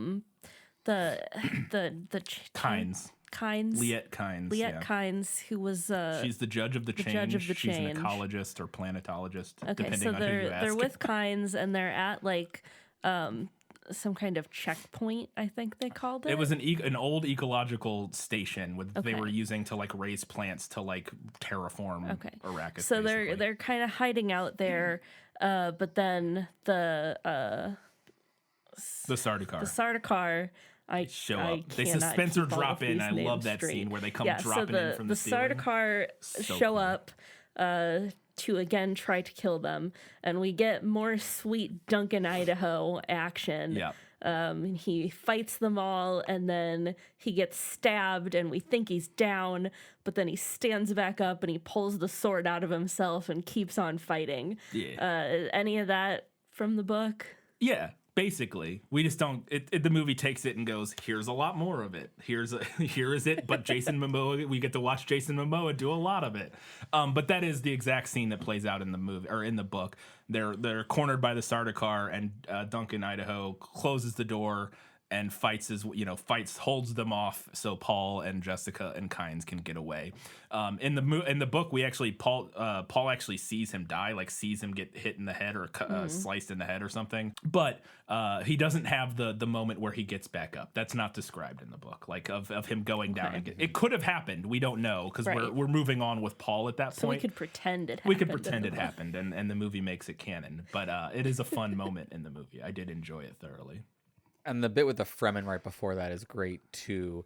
And if anything, in the book, the Fremen are even more terrifying because they're so committed to the cause. There's this one sequence in this part where everyone's sort of escaping from Arrakeen after the collapse, where the Fremen attack a Sardaukar like small ship and take it over, and then one of them flies that small ship into a transport ship and suicides like kamikazes and kills like 100 Sardaukar. And one of the funniest lines in the book is the Fremen finding out that these people are Sardaukar, and they're like, oh, well, that's cool. Yeah. They're like, great. It's great. They fought pretty well. They fought cool. well, yeah. That's the thing. It's like, well, they fought well, I guess, and died well. Like, you know, yeah. And I do love, that's one of the things I love too, is that this movie, right from moment one, is they show, and they do it several times in this, which is the thing the book describes, is them, which I don't know how realistic it is. Maybe it is, them bursting out of the sand. Which, who cares how realistic it is? It's a sci-fi fantasy movie, but of them bursting out of the sand to, like, you know, like ambush people. Cool. Which is something the book describes at least once or twice. Yeah, it's especially plausible with the sand shaping technology that we see. They do have, which is super cool in this movie. Yeah. So after they get out, and Paul and Jessica are getting away in one of the thopters. And we get Kynes has a really cool scene. She is being attacked by the soldiers, and basically baits one of the sandworms. Yeah. To come over by thumping on the ground, and kills them. Yeah, with the sandworm and herself. Yeah. That's not how she dies in he in the book, she in the movie. Not how that happens. I kind of love that change. It's super cool. So first off, we see her walk onto this dune, and she pulls out these spikes. And at this point in the movie, we don't know what those are. If you've only seen the movie, you're like, what's that? Oh, okay, yeah. And she's looking at a worm, and I was like, oh shit, are they gonna do it? Because we, at least to this point in the book, we've never seen anybody ride a worm. We haven't even really addressed the idea that people can ride worms. I didn't realize that was what I thought. Maybe she was gonna fight it or something. I don't know. Yeah, I thought that was a fun, like, sneaky thing where they kind of amped up book fans to be like, oh holy shit, we're gonna see it right now, and then she just gets stabbed, and I was like, oh, okay, which was a kind of a fun bait and switch. But I did love her, like, and I don't know if it's drum sand or not, that's a thing we see later in the movie, but like banging on the sand and then that calling the worm, super cool. I thought that whole giving her a lot more agency in her death there. Her death in the book is really interesting. She's like or her character equivalent is just like stumbling through the desert, hallucinating her dead father, talking about the ecology of Arrakis for like several pages, and then she gets blown up by a spice generating explosion. The way spice forms is it forms way down underground from, like, I have a thing about it later where you have a question. Ultimately, eventually it mixes with like moisture and it explodes, and then that brings it to the surface. And she's laying on top of one of those, and she knows it and smells it, and then she's having this back and forth hallucinogenic conversation with her father, and then explodes and dies basically, and is buried within Arrakis. And it's very cool and poetic and interesting in its own way, but I liked the sort of more dramatic, action-y death scene we get. She still kind of gets buried within Arrakis. True, yes. It's kind of an ignoble death in the book a little bit, in my opinion. The only good part of it is that, like, it's the part where they flesh out, like, what the real goal has been for the Fremen, which is to change the face of Arrakis through ecological change. So you hear a lot about that there. Yeah, and I thought that was the part that I found interesting. Also, there's a really specific line in this moment that I don't think they used in the movie at any point, where he says to her, no more terrible disaster could befall your people than for them to fall into the hands of a hero, which is a very prescient setup for where we're going eventually with Paul, and at least I would assume that's a very prescient setup for where we're going with Paul. Yeah, one of the most straightforward versions of Herbert's dislike of messianic narratives. Yeah, it's one of those lines where it's like, okay, well, very clearly we're not doing the savior messianic trope here, or at least not doing a glowing review of it. So we've mentioned Paul fights one of the Fremen. Once they're found by them in the desert. And then after he has killed this person, the others are like, you're one of us now. Is that how that works in the book? Does he become a member of the Fremen by killing one of them? Yeah, that all plays out very similarly. I had a handful of notes that I thought were better in the book in this scene. I don't know, Aaron may disagree.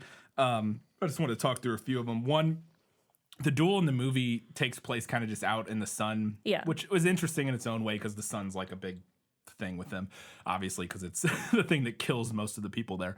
But I do like that they're in this cave and they're like in their underwear, and it's like they're like he's barefoot and like they strip down out of their still suits, and it's like very primal. It feels like kind of in the book. Okay. And also there's this whole discussion of and again this is all in Paul's head, so it's hard to translate to a movie, of this cave feeling like a nexus point. And we get some of this with some of the flashes of like premonition in the movie of like the bloody knife and blah blah blah. But he gets all these thoughts of like this. He doesn't know what path leads out of this cave. Like he's in this cave and this is like this big nexus point. He doesn't know. A lot is riding on this moment here. Is like kind of like the idea, which I think the movie kind of gets across in a less overt way. But Lots of symbolism with caves, though. I do love in the book that Jessica has some trash talking to do, which they cut from the movie. She says to Jameis, "If you harm my son, you'll have me to meet." And that's when Jameis is like, "I invoke silence. Can you make her stop talking?" Which I wish they had left that in the movie, because I kind of love that scene. Yeah. Yeah, I really liked how they did this scene, especially like the way they included Chani in it, giving him the Chris knife and stuff. The way that his prophecy dreams come true, but not exactly the way that he expects. So, you know, he had that dream where she stabbed him, but it's not that she stabs him. She gives him the knife, right? It's sort of a metaphor. And similarly, he has this dream about Jamis being his friend, and it like teaching him the ways of the Fremen, which he sort of does by making him kill him in this kind of way. Yeah. Yeah, and I will say that I thought it was interesting. They do slightly change Chani's like motivations going into the fight, where she says to him in the movie, "I don't believe you're, you know, the one," or whatever. Whereas in the book, she seems kind of to actually buy into it. And in the book, she gives him tips about how to defeat Jameis. She's like, "Hey, he switches his knife hand and stuff," and like she's giving him like pointers of like how to win, which they kind of skip over in the movie, which I thought was interesting. I think it all if you still watch works the choreo real close, I do think he actually does a hand switch. He does. He absolutely does. He does the hand switch, but yeah, he has no reason to, other than his, you know, premonition powers. He might have sussed that out. But Chani in the book is like, "Oh yeah, he's gonna do that," and that's how he ends up winning. I love her line about you know, "This is a Chris knife. It'll be an honor for you to die with it." In your hands. Yeah. Great line. I do kind of like making her that change to her character where she's not so immediately like enamored with him. I think makes a lot of sense. He's just some dude who's stumbled into the, like, she doesn't know who he is, like whatever. I think the implication in the book being that obviously with all the premonition and prophecy and stuff, like it's a lot has been building to this, so she very quickly like buys into it. But I like it being a little more skeptical in the book or in the movie and being like, go die with this knife. That'll be good. That'll be good for you. The other thing that they cut from the scene in the movie that I really wish they had left in is that after he kills Jameis in the book, Jessica comes out and like insults him. She like comes out and like negs him about it to like bring him down a peg. Specifically, she's like, he can't learn to like killing people. So I got to go out there and be like, good job, loser. Like basically like that's kind of what she does. And I really liked that in the book, like making sure that he doesn't become attached to killing, which the movie doesn't really address at all. But it's fine. The scene overall works really well. So now we're at the end of the movie. Yeah. At which point I realized that this was all build up. Yeah. Was all build. Yep. And it ends with Zendaya saying, "This is only the beginning." This is only the beginning. And then roll credits. Yeah. I mean, obviously the book just continues. The book continues. But We're about 2/3 of the way, not quite 2/3 of the way through the book here. And so, yeah, the only thing that I would say that this isn't how the book ends. So the book isn't divided into two parts. It's divided into 3 parts, actually. This gets us halfway through part 2. Yeah, we're closer to halfway than 2/3, but we're a little past halfway basically at this point. And what surprised me in this moment was that the movie didn't end with Paul assuming his title, which is how this chapter ends. That this part of the book ends on, or this part of the movie ends on. And it really would have made sense to me that we would end on him sort of assuming his title. And then, but I realized, I was like, well, I guess that title doesn't mean much to anybody watching the movie who hasn't read the book, because they haven't set up Muad'Dib at all in the movie. Whereas in the book, we've had all these chapter headings, which are excerpts from the story of Muad'Dib, and like, what's going on. Like, we get these chapter headings that are basically excerpts written by, from what I understand, his daughter or something. No, his granddaughter, I think. Princess Aurelian's like Paul's granddaughter or something like that. Maybe. No, Princess Aurelian is Paul's wife. Oh, sorry. Yes, it's his wife, who is the daughter of Baron or the Emperor. Not even a character in this story Yes, yet. the daughter of the will probably show up in part the 2. one he mentions trying to blackmail the Emperor into letting him marry. I think it's her, is writing the book of his story of his life, basically, and we get excerpts from that. So we know Muad'Dib is like an important title in the book before we get to this moment where he assumes the title of Paul Muad'Dib. Oh, okay. But in the movie, we don't know that, so I don't think I get why they wouldn't end on that, because the movie goes, they'd be like, okay, like what is that? Like what? But the only other thing I wish they had done here is that I wish they had ended on reinforcing, because the other way this chapter ends is it ends on Paul saying he sees the future where him as the head of House Atreides and like as Paul Muad'Dib like conquers the galaxy and like the blood-stained banners of House Atreides marching across the galaxy, and he thinks to himself, that cannot be, it must not be. And I wish we had ended on that more like dark, foreboding cliffhanger, I feel like, as opposed to like hopeful. I guess I get it, but I liked the idea of ending on this like, oh no, we have set in motion this terrible purpose, which is a thing the movie doesn't talk about at all. But I wish we had done that. I don't know. Your thoughts, Aaron? I really like the Sandworm Rider ending, because that's a reference to a specific event that happens in the first night, when Stilgar, it's actually Jessica who sees it, not Paul, but Jessica is like standing out with Stilgar before the day and sees in the distance what she thinks is a mirage of a sandworm with Fremen riding on its back, and she sort of dismisses it at the time. But I thought that was a cool spot to wrap up on there.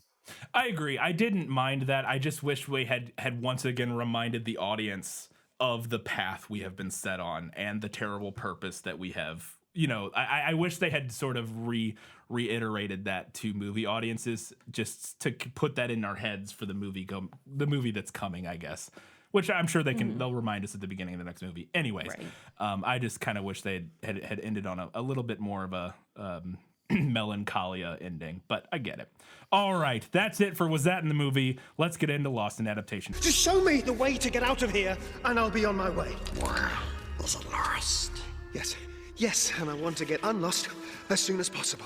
So one of the first things that we open on in this movie, and something that happens recurring throughout, is that we see Paul have like prophetic dreams. Yeah. Or at least we think they're going to be prophetic. Seemingly prophetic. Seemingly. So is that just a thing, like a power that he has, or are there more people in this universe who can dream the future? I'm gonna let Aaron take this one and see if he knows more about it, because to me, I think it's primarily him, but I don't know. Yeah, and so let me say, I would not say I'm a third stage Dune navigator in terms of knowing all of the fully extended universe. I am welcome in both Siege and Village, but my understanding of it is he's not the only one who has prescience. That's what it's referred to as in the book in various forms, or the sight, I think the Bene Gesserits call it. And the way that Bene Gesserits talk about it, I think the implication is it is part of the Bene Gesserit training to some extent, and that like potentially maybe very advanced Bene Gesserits have the ability to get access to it. It certainly seems to be something that is part of his bloodline, because I think I don't remember if Alia has we haven't met Alia yet, but she's the unborn sister. I think she has some form of, she certainly has past sight. Like the Bene Gesserits have this thing where they can see past lives, and that's part of how they don't talk about it yet in this one, but that's part of how they gain knowledge. So I don't remember if she also has sort of future sight, but I think his son Leto the second ultimately ends up having some equivalent version of prescience. Yeah. Yeah, that was my understanding, is that he's not alone in it, but he is particularly gifted in it in a way Okay. that many others aren't, is what it seemed like to me. But Yeah, I think if I from remember so far. correctly, also like the guild navigators, because they are created through like intense spice use Yeah. and spice addiction, are some of them I think have something approaching some versions, and I think the idea is that there's different versions of this kind of capacity Right. running around, because like a little backstory that maybe wasn't actually even clear from this because they left it out of the movie entirely is this is a world where they had a butlerian jihad to destroy all the robots. They made it Yeah. illegal to make machines in the likeness of a human mind, so that's why you have Bene Gesserits and Mentats and all of these Yeah. third They're stage like guild navigators human running around. computers. Right, they're meant to compensate for the loss of like computing technology and things like that could do the same functions. Yeah, the Butlerian Jihad's mentioned in the first book a couple times. Yeah. It's not explained very much. Like, they go into a few details about it and about how, like, So they get some rid of all the machines- robots. Essentially, kind That's of. interesting. Well, not all It's- robots, it I don't runs think. so but Not all the contrary robots, to, like, all of the other AIs, sci-fi. right? All yeah, of specifically the, like AI, computers, that Interesting. sort of stuff. Things that, think on their own or have, like, processing power or whatever. Yeah. Is what it seems like. Yeah, and so they have humans do it, which is what Mentats are. So my next question is kind of silly. And it's not really a question. This question is shared by others. I kind of just want to hear thoughts on this from people who know more about the Dune universe. What the ever-loving hell kind of name is Duncan, Idaho? It feels to me, having just watched this movie, that Herbert was really good at world building, but kind of shit at fantasy names. I laughed at it every time I read it for like the first 200 pages. It always made me chuckle because it sounds silly. And I think it's just the name Duncan is kind of a silly name inherently. Yeah. And Idaho is an inherently silly state. Like, if it was just a slightly different name in a slightly different state, I don't think it would be as funny.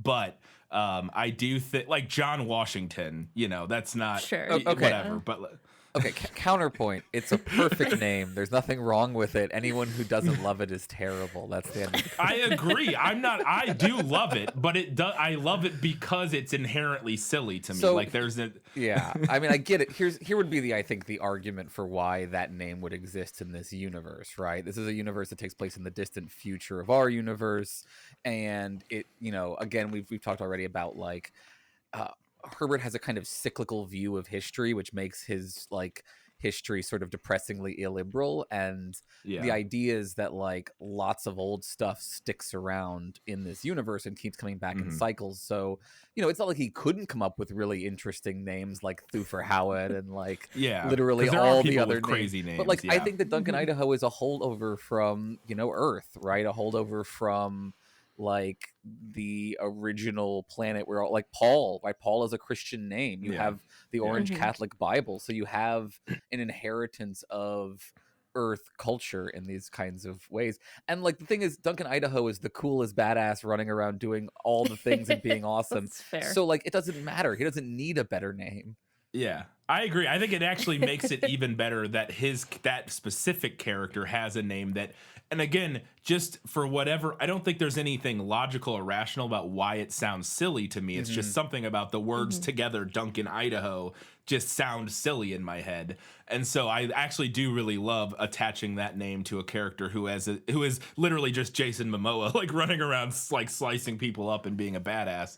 I love that. I think it's amazing. There's probably a whole conversation by people who are better at linguistics than me talking about the names like Paul, Leto, Gurney as being sort of like a bunch of like the European name culture, right? That in a sense that like this is about, European colonialism of places like the Middle East. That's the point of the story, obviously. And North Africa, And so in that sense, the Atreides, while the good guys, quote unquote, right, are also part of like the colonial oppressor class. And so it makes sense that they would be inheriting the names of the colonial oppressor cultures of Earth itself.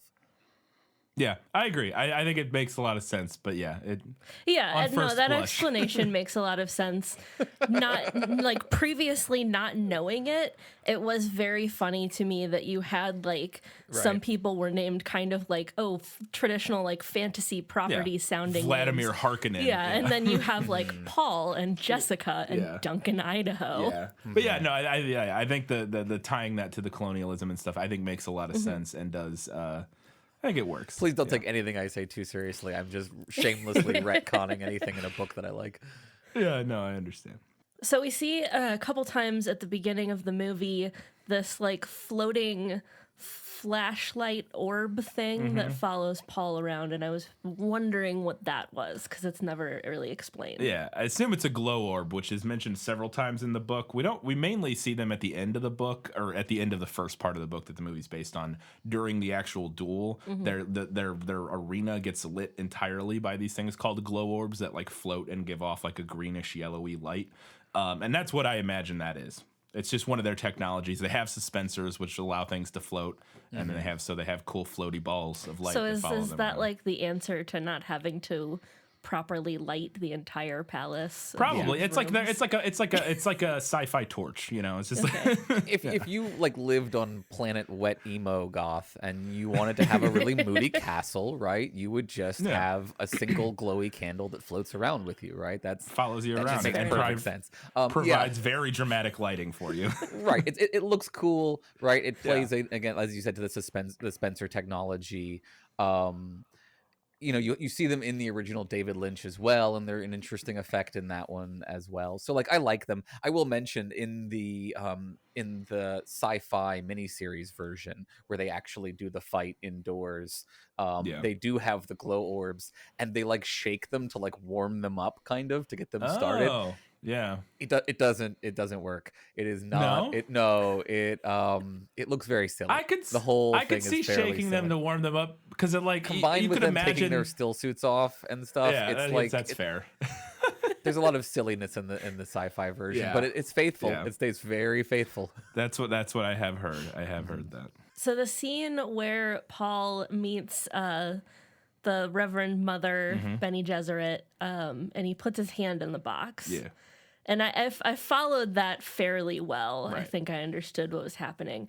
But I wasn't sure if she was supposed to also be seeing like the visions that he was having at that time, or if that was just something that he was experiencing. I felt like that wasn't clear. I'm not sure. I don't know, Aaron, if you have an opinion on that. I think it's ambiguous. I don't think it's made explicit in the book. In the Yeah. Lynch version, after that part, the Reverend Mother like puts her hand to his head, giving the impression that, and there is telekinesis to some extent. So she, you know, later screams, "Get out of my mind" at Alia. Yeah. So it's possible that she is sharing it, but I think the impression is more that she knows that he's seeing something and like he has to sort of tell her what it is to some Yeah, extent. because he does explain afterwards. He kind of talks through his dreams a little bit with her, from my memory. Yeah. So yeah, I think it's more so that it's just him seeing it, and that. Okay. But it is not out of the realm of possibility that there are people in this universe who can sort of see into other people's minds. So it's not like completely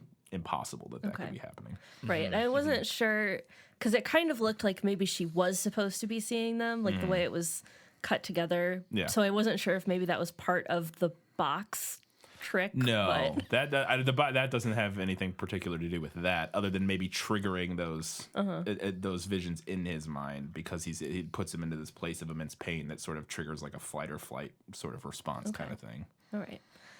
On the subject of the Bene Gesserit, correct me if I have gotten this wrong, but what it You have seems not. like what they do is just flit around the universe, setting up giant conspiracies across space and time.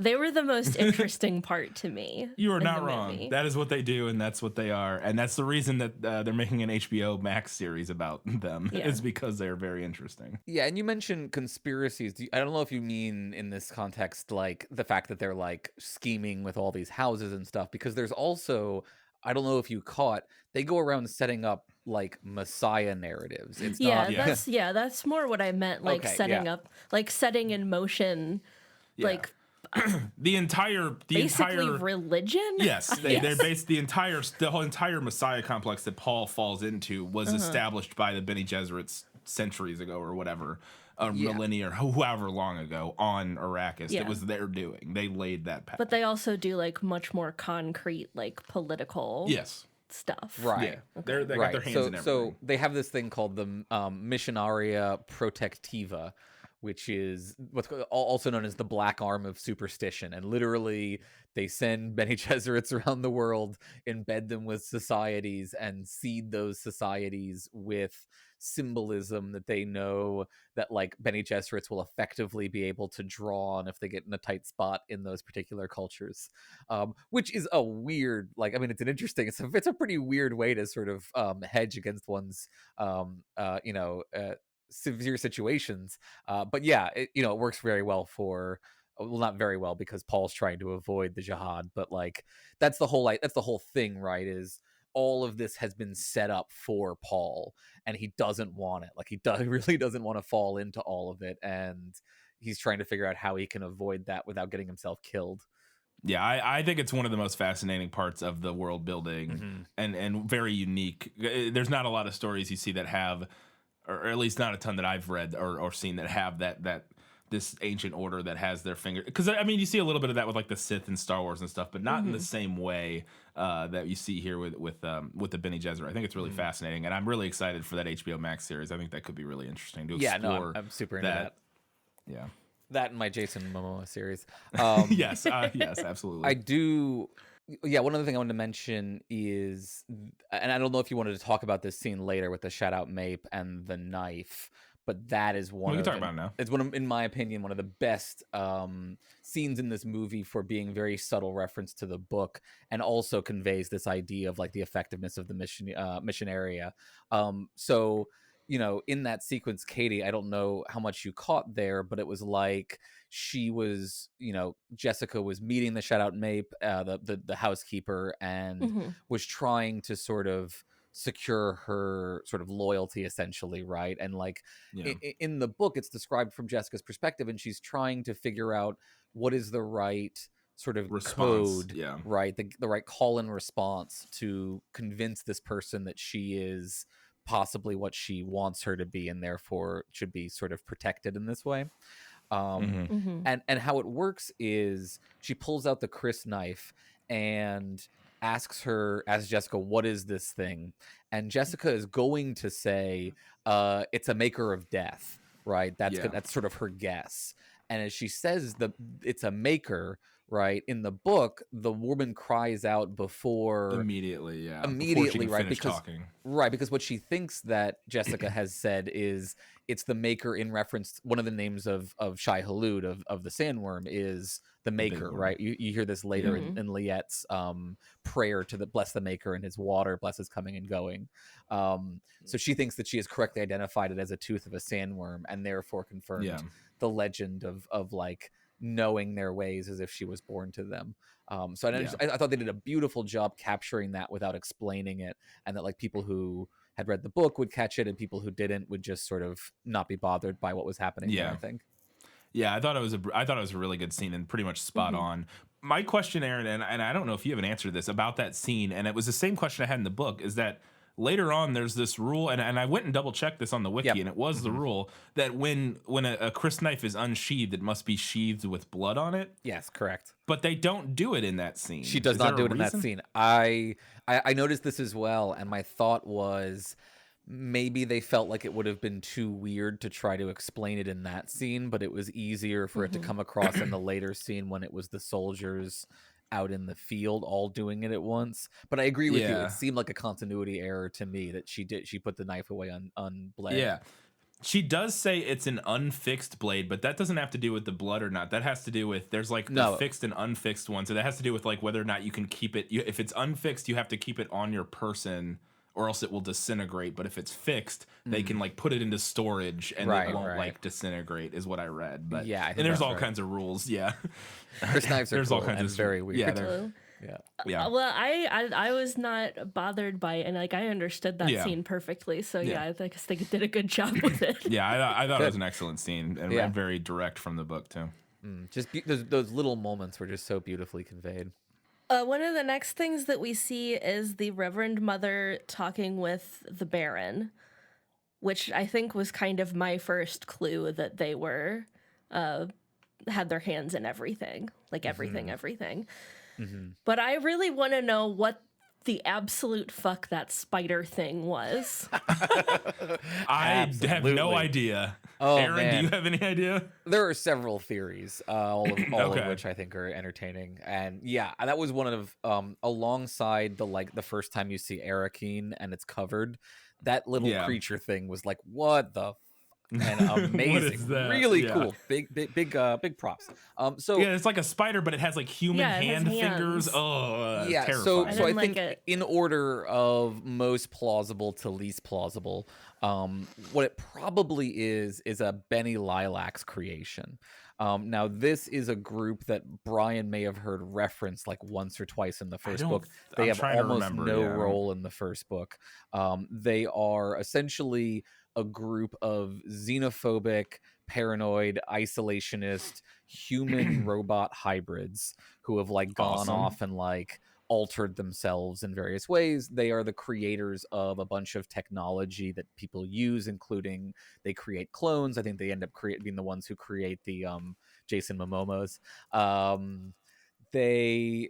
So I think it's very plausible. And let me mention Piter de Vries, the Mentat, was trained by the Lilacs, I believe. Okay. He's a Lilacs Okay. product or some sort. So yeah, I think it's plausible that it's a gift from the Lilacs of some sort of very weird creature. Now people have noted it responds to the voice, which means it understands human language and has enough of some sort of central nervous system to be responsible to that kind of control. Other folks have suggested it might be there's a weird creature that was in designs for Yordowski's Dune, like a spider tarantula creature, a spider like scorpion tarantula hybrid thingy that like might have been what they were going for, like referencing that as another homage, or, and this is I think the weirdest and least likely scenario, some have suggested that it's Yui's wife. I actually had that thought in the Did movie you? too. When Okay. he says they like take her apart and put her back together. Yeah, he does say that. Yeah. So Yeah. that's something that some people have suggested. That would be pretty effing dark. That'd be super Yeah. dark. Yeah. Yes, but I think it's more likely that it's the Lilacs creation, but and also I think that's more likely because they play, I think, a more prominent role in Dune Messiah, and Villanueva has already signaled, I think, that he wants to do a third movie about Dune Messiah. So they could be setting that up. Yeah, I did find I found a Reddit post talking about it potentially being the spider. It had a weird name from Jodorowsky's Dune. It was the Tarantawolf was what it was called. Jodorowsky's Dune. So they said They that did a could lot be of that, drugs for that movie, obviously. Yeah. A lot of spice. But I do have a picture of that, and it just kind of looks like a spider, so it could really be anything. But yeah, that creature was terrifying and amazing, and I loved it and hated it. So I love really they didn't cool. explain it. I love there was no nothing. explanation, Just- nothing whatsoever. Just kind of moseys out of the shot, and we move on. Really good. Less is more. Don't explain Yeah. stuff. Just roll with it. Yeah. So spice. Now we come to it. Is it The center of all things. Must sand? flow. Is it a finite resource, or does the planet keep making it? Explain spice to me like I'm 5. All right. Yeah, So I okay. did some Googling because it's not explicitly explained in the first book. I mean, there you get a fair amount of information, but not like the whole thing. It's not sand, but it is formed down in the sand on the planet. The book has a bit about it, but so here's what I got from the wiki. This is directly from the Dune wiki. It's created in a process whereby the fungal excretions of sand trout would mix with water to form a pre-spice mass, and we learn about pre-spice masses in this book. It's what explodes and kills kinds in the book. This mass would then be brought to to the surface of the desert through an explosion of pressure, and under intense heat and air of Arrakis, melange would form, which it's called spice melange at different times. They sometimes refer to it as melange, sometimes as spice melange. It's all kind of the same thing, I think, right, Aaron? And it's very possible that the spice melange is a linguistic joke that literally translates into the spice of life. Okay. Yeah, that would make sense. And then so when the sandworms die, sand trout would be released into the sand, and the cycle of that creation of the spice would continue. So it is the result of the worms ultimately, but through this other process basically. So what are sand trout?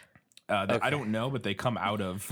All right, here sandworms, let me step in here. Right, take it, Aaron. The life go. cycle of a sandworm. Yeah, so essentially, this is all part of the life cycle of these giant sandworms. So sand trout are baby sandworms, and they start as these little sand trouts, and they create these pre-spice masses. And as they get bigger, they turn into sandworms, and eventually they die, and more sand trout come out. So that's their life cycle. Now, sandworms are really weird, right? We could spend a lot of time on like how is this giant gigafauna surviving in a fairly low nutrient intensive environment. One of my favorite theories, and I don't think it's actually confirmed anywhere in the texts, is that sandworms are some sort of biological terraforming device that they were built to or like do something to a planet or something like that. But they ended up sort of becoming this indigenous species that creates the spice cycle. So anyway, important things to know about sandworms: they are highly allergic to water. They die if they are submerged in water. So they cannot coexist with water, which is why they can't. You don't know if you caught it towards the end of the movie. Liet Kynes is explaining we were in the process of terraforming Arrakis to make it habitable for humans when we discovered the spice, and then we had to stop terraforming it because you can only either have spice or water and other stuff. Right. So so there's a really complicated relationship here because the Fremen are deeply connected to the desert and to the sandworms, but also are in the process secretly of doing the work of terraforming Arrakis still. Which I thought that was a really cool detail. Yeah, I thought that was a cool detail in the book that I don't think makes it into the movie. We'll see it in part 2, I'm sure. Yeah, but that is mentioned in this book. Towards the end, we find out when they're talking, I think it's Kynes that mentions it, that they don't allow... there's no satellites around Arrakis, and the main reason they don't have any satellites around Arrakis is that and I don't remember how they enforce that or whatever, but bribes, they lots and lots of bribes. Oh yeah, that's right, through bribes. But it's so that nobody can find out that the Freemen are slowly terraforming Arrakis through like a much slower process than because they've been like growing plants and stuff. And one of the things that I missed in this movie that we see in the book is we see this moment. And we get it a little kind of because we see the mouse and stuff, but we get this moment in the book where they, after they Paul and Jessica run from the giant sandworm at the end, and they're like, and then they meet the Fremen. In the book, there's this interstitial scene where they rise up into this basin, and it's like this kind of like an oasis. It's not an oasis, but it's like it's because it's all like desert plants and stuff, but it's like full of like desert plants and desert fauna and animals, water and stuff, traps and things. Yeah, and like water traps, and so it's like this kind of like green little basin. Again, green is in like desert plants. You see a version of it actually in the ecological facility, right? They come into that one room, and you see a bunch of desert plants in there. But they actually also have these areas in the world that are like kind of slight minor terraformed areas. So then, are they trying to? No, I guess they're not terraformed, but I guess are they trying to terraforming it? So that there is no more spice, so people will leave them alone? No, I mean, the dream is just to have their children be able to walk openly in the sun without a still suit, right? To not have to be living in this horrible environment anymore. Where you die if you're out in the sun for 2 hours. Or Though whatever, certainly you could say they also are interested in having people no longer like obsessively harvesting their planet in such violent ways. It's really fascinating, and like one of my favorite parts of the book is all the ecology stuff. They talk so much in detail about like how they have these plants, and it's a lot of this comes through in little bits and pieces in the movie, like that video sequence where he's watching about the plants that have the really deep roots, right? Those were developed by the Fremen, and the when Jessica when they say they see plants on the horizon, they know there's a siege there. That all is connected to this sort of long project. And what I loved about it is in the book they talk about how there's a tipping point. Like if you can just just trap a certain amount of energy within the system, right, you can start a cycle that feeds back onto itself. And it was this very sort of it meant a lot of things to me on a lot of levels. The idea that like success comes from aggregating resources into your system enough to hit a tipping point, whether it's ecology or gaming or any one of any other things. So yeah, I know, I agree. I think it was super interesting. A lot of that conversation happens during my favorite scene that was cut, so we'll talk about that coming up. All right, so one of the things that I kept hearing about this property was the political intrigue in it. But I have to be honest, in this movie, the political intrigue didn't seem terribly intriguing. It kind of seemed to me like the Emperor was just openly conspiring against House Atreides. Like they just like openly assassinate Oscar Isaac and start attacking them. And I was like, why even bother sending them there? They were there for like a day. Yeah, so it's possible that the movie didn't do a good job establishing this, because that's not at all the case in the book. It is not an open. He's not openly conspiring against the Atreides. It really felt like he very was. secretly conspiring against the Atreides in the book. And I think part of that is the way they utilize the Sardaukar in the movies plays into that a little bit, among other things. Because one of the big things in the book that they routinely mention is that the Sardaukar are all dressed like Harkonnens. They're all wearing Harkonnen colors and uniforms and everything like that. Yeah, so that they don't actually, which in the movie they're wearing like their cool white Sardaukar armor, which does kind of throw a wrench in that plot point of like, well, they're supposed to, everybody's supposed to think they're just Harkonnens, and that it's just the Harkonnens that are moving against him, when actually he has the secret backing of the Emperor. In terms of the Emperor's, like I said, he's conspiring with them secretly. It's also why, because the movie does kind of establish it, at least eventually, where Paul talks about when he's talking to Kynes in that ecological plant later on, he says to her, hey, you saw that they killed us all and they sent the Sardaukars here and everything. Will you come testify to the Landsrath, or however it's pronounced, which is another thing I don't think Landsrod. They don't really establish that much in the movie, which is like, the Landsrod is essentially like the council of all the great houses. Okay. And so like the Emperor rules that, but like if you go before the council, right? You have a king and you have high houses, and all of the houses are weaker than the Emperor or the king, but they could beat him if they all joined together. So Paul's like, hey, will you go testify and say, hey, the Emperor tried to kill us, because the other houses don't want an emperor who will just go assassinate house leaders. They're not going to be a fan of that. So that's kind of where, and again, I think it might get a little bit lost in the movie on a first viewing, just because there's so much else going on, and you're more focused on Paul and his story, which is not, what's going on there isn't as central to Paul's story. So I think that's kind of where it gets lost a little bit. And so my impression of why the Emperor is, because you asked like why even bother sending them to sending them to Arrakis and then killing them. One is it's an excuse he sends them there so that the Harkonnens will get revenge. I think not so that they'll get revenge, but so that he can use it as a guy, the Harkonnens attacking them as like a hide for his actual motivations of killing the Atreides, which what I have gathered is that the reason the Emperor would be interested in doing it is, one, Leto can't be bought because he's too honorable, but also, and I don't know how much that plays into it, but two, is the Bene Gesserit prophecy in Paul and stuff. I think the Emperor is at least somewhat aware of that and doesn't want things to come to pass. Maybe not. I don't know. I'm not far enough in to know. Aaron, what are your take on the Emperor's motives for wanting to kill the House Atreides? Yeah, well, so the stated justification is House Atreides has become very popular amongst the high houses, is viewed as being very respectable, and like the concern is that they are a threat, essentially, as someone who might be considered a better choice for emperor or something like that.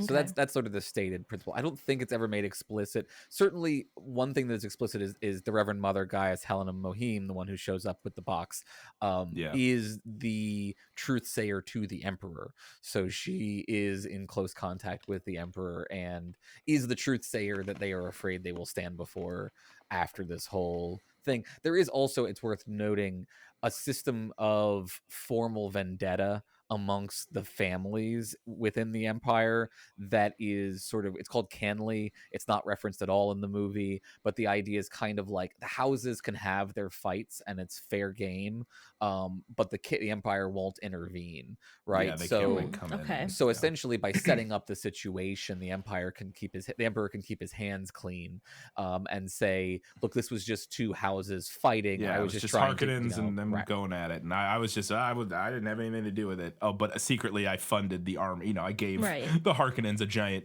super. And this is also where the satellite thing comes in again. There's no satellites over Arrakis. There's no one to see, right? So that's why the Baron says the Atreides will die in the dark. It's not just because it'll be at night. It's because there's no proof that they were helped by the Emperor. There's also this really minor plot beat at one point in the book that kind of ties into this, where after Leto dies, the Sardaukar show up and they want to investigate and make sure everything was on the up and up, but it all went down very not according to plan, obviously, with how Leto dies, right. And so there's this whole thing of well, shit, they're gonna see that he killed a bunch of people with this poison, and it was supposed to be a good noble death, for to be all on the square and everything, but now they're gonna know about that and I'm gonna be in trouble about that, so there's all these other kind of backroom dealings, and it's a little more interesting stuff going on in the book that doesn't quite translate in the movie. I don't think any of that quite translated. Well, part of the issue, for I mean, and I like the choice, but part of the issue here is you never meet the Empire anywhere, any of them, right? Yeah. Aside from their representatives, you see very little of them. You see very little of the Spacing Guild. So that stuff I think is gonna be a big part of the second movie. It would make They're gonna sense. have to introduce all of that stuff in the second movie. But if you didn't have that from background from the book, then I agree. I think a lot of that stuff is going to feel a bit more thin. I mean, I like that they make clear that the Baron is just screwing over whoever he wants to, right? He lies to the Bene Gesserit. He's going to lie to everybody about this sort of situation. Oh, it's also worth mentioning Leto is a relation of the Emperor. So he has, I think he has some sort of royal blood, if I remember correctly. Yeah. And that's part of why, as Brian was saying, he was supposed to die a noble death. He's that he is of noble blood, and it becomes problematic if it's okay to just murder noblemen in this kind of way. Yeah. Right. Okay. Speaking of, what did he say before he bit his poison-filled tooth? Because I could not understand him at all. We didn't have any issue. I heard a lot of people complain about the sound mix, and obviously we weren't watching in a theater. We were watching on our home TV. I was able to understand everything. This was the only line that I really was like the the only sound moment mix that in I the really theater, had by the way. issues. Oh, sorry. Did you? Okay. Yeah, because I had heard people say that in some, and I'm sure it depends a lot on the theater you're in and how good that, they have their sound system set up and everying. But I didn't have any issues at home. But so what he says here, which in the book I double checked, he doesn't really say anything in the book. He's paralyzed. He just kind of crunches the tooth and spits the poison out. In the movie, he says, "Here I am, here I remain," which is a line that he does say in the book when they arrive on Arrakis and they're standing on the parapets of Arrakeen or whatever. He plants the House Atreides flag and says, "Here I am, here I remain." So they just kind of transposed that line and gave it to him there to give him a cool death line. Fair enough. Yeah, I'm in the Lynch one. He whispers something, but I'm not sure if it's coherent. He's in his mind, he's thinking Jessica and Paul and stuff. Yeah. Yeah. I really liked the tooth scene in this one, not just because of naked Oscar Isaac. Which I didn't realize we were getting that bonus in this shield. So I was really excited. We get a whole side shot. Yeah. But the whole everything. sequence, the tapping, the turning the shield on, the way that the shield protected the Baron somewhat is, I think, closer to what actually happens in the book. So I thought that was very well done, and I really love the image when they get into the room afterwards, and the and bear he's is like stuck to the ceiling. Oh, it was Yeah. so like vampiric. It was great. Yeah, and creepy. Yeah, I love that too. Because in the book, he just kind of runs away through a door, like he like bursts through a door and kind of hides. And then we get more of that like Apocalypse Now later when he's coming up out of the liquid. Yeah. I also loved in this moment. I don't know if you noticed this, Aaron. I thought this is really interesting. There's one shot there, and I was trying to figure out what this imagery would be. What would mean in this context. We get a shot from behind Oscar Isaac, so he's like in repose in his chair, and there's cameras behind him looking down the table at the Baron, and the Baron rises up in his suspensor, and it looks like Oscar Isaac's dick. Like it's getting an erection. I'm not. It is. I believe not you. Subtle. It is not subtle. I was like, "What are we going for here, movie?" Like, it is the exact placement over his crotch, and I was like, "All right, okay. I guess we're doing something." There's there. some very like Pieta kind of vibes coming off of Oscar Isaac in that scene, right? He kind of is kind of a Jesus in repose after the crucifixion kind of thing going on there. Yeah, we're definitely, because there is a lot of focus on his hand. Like we keep cutting back after he dies, cutting back to his hand dangling just above the stone, kind of like above the floor, which definitely gives you those vibes of like those Greek statues and the. I gotta go rewatch after this just for some more naked Oscar Isaac. That one scene, there's one shot, and I was like, okay, that could not have been an accident. Because Harkonnen comes rising up, and it is perfectly lined up with where Oscar Isaac's crotch is, and I was like, that can't be an accident. That cannot be an accident. It was hilarious. So I understand that some people have that bluish tint eye because of the spice. It's like a prolonged exposure to it. Totally get that. Wondering why in the movies sometimes their eyes are all blue and sometimes it's just their irises. So in the movie or in the book, I that was one of my complaints about the movie, but I understand why they did it. In the book, their eyes, there are people that have varying degrees of blue eyes, but that has to do with like how long they've been on the planet and how much spice they've ingested and stuff like that. But all the Fremen is described as having no eye or no whites of their eyes at all, just completely blue eyes. It was my reading of it, unless. And so they in this version they're like the whites are just tinted blue. Yeah. I took it in the book as like if you look at their eyes, it's like just entirely blue. Now, my guess is that that's a little tough to translate in the movie because then you can't see where they're looking. You can't like for the purposes they all just of look acting, kind of inherently creepy. Yeah, and they're also kind of inherently creepy. So I'm assuming that's why we get this version of it, or it's just a different interpretation of what you read in the book. I don't know. I thought it still looked fine. Like they look good. It's just I was kind of anticipating, hoping for like those completely blue eyes because I thought it would look creepy and cool. But I think the movie's version makes sense. Yeah, the name for this, by the way, is called The Eyes of Ibad. I think they reference it at least once in the movie. And yeah, it's indicative of spice usage. And it doesn't mean that you are actually Fremen or someone on Arrakis. No, so in the book, Piter de Vries has blue within blue eyes. I don't remember if they did that for him in the movie, though. I think they may have. I think he has at least tinted blue eyes to some extent. I have to go back pretty and sure. look.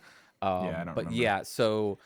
just spicy. Anybody who uses heavy amounts of spice starts to acquire it. It's indicative of the addiction to the spice. And they describe it as blue within blue eyes. So it may be, I think you could read that as meaning that the iris is bluer than the, or the pupil is bluer than the iris essentially. Yeah. But yeah, I think you could also potentially read it as just like, uniformly kind of blue. I think they do that a little bit more in the sci-fi version actually. But like the problem is it looks a little too CGI. I think, it just feels and it also I think it gets a kind of a Dr. Manhattan effect where you can't really tell where the person's looking anymore, which is not great. That was my main thing. It's like if you do that and then you can't tell where they're looking, it also just it limits a lot of emoting and stuff that especially doesn't limit. It just makes it harder for us to connect with characters like Chani and stuff if they just have completely opaque blue eyes. It's like, all right, can't really tell what you're looking at. But so following Paul and Jessica's exile into the desert, and then they're hanging out with Kynes, and Paul comes forward with this idea that he's going to marry one of the Emperor's daughters. And I'm wondering how he thinks that's going to work when the Emperor pretty clearly wants him dead. So yeah, as I mentioned earlier, this has to do with blackmailing the Emperor. Okay. He's gonna take Kynes. He's gonna blackmail the Emperor and be like, "Hey, you tried to kill us. She's gonna testify that you tried to kill us to the Landsrod, or you can marry me to your daughter, and we can be cool, and we can pretend this didn't happen." And then that way he secures his station in the house, the power of House Atreides and whatnot. And they do mention that in the movie, but it involves blackmailing them essentially, Okay. blackmailing the Emperor with. That was not clear to me. Okay. Yeah, and I don't think I think that is something they didn't pull from the book, but was an amalgamation of what does eventually end up happening in the book, in a sense. I think No, that was in the book. 100%. Does he say that to Liet Kynes in that situation? Yeah, he says Oh, really? to Kynes. Okay. Yeah, he said, unless I'm fairly certain, or if it's not to Kynes, he has a discussion. It might be with Jessica or something. He has a discussion with somebody at some point. That seems more plausible to me that he talks to Jessica about it. It's possible, but I know there is a conversation about going to blackmail the Emperor. I thought it was with Kynes because he said, "Hey, you're the judge of the change. You can, you know what's happened here. You can testify for us." But they do discuss blackmailing. That whole thing, it comes directly out of this book. So yeah. And like it is, again, it's sort of this callback to this idea that really this is very medieval in a lot of ways, and that the solutions to all of these kind of house conflicts end up coming down to like arranged marriages. All right, my last question here. I just want a little expansion on the Fremen guy who wanted to fight Paul, and it seemed in the movie like it was because Jessica had bested the other guy in combat. I could not at all follow his reasoning for wanting to fight Paul. I found his reasoning also a little ambiguous in the book in the same way. It seems to be a combination of things to me. And it's called, he invokes Amtal, which he does mention in the movie, which is, I guess, some sort of trial by combat type of situation-y thing. I don't know the exact definition of it. Aaron may know more. But my understanding of his motivation was kind of twofold. One, he's a little bit annoyed that that Paul got the better of him. Because Paul at one point like beats him up. Like when Jessica grabs Stilgar, Paul like punches and like knocks him out, and he's like, "Oh, I wasn't ready." Like he kind of like hedges about it a couple times in the book. I wasn't about ready, how, like, what everybody says, right? yeah. He was like, "Oh, it wasn't fair. I was looking the other way, or like I had something in my eye." He's like making excuses for how Paul got the better of him. But on top of that, and the movie kind of cuts all this, is that which I assume they're going to jump into at the beginning of the next movie.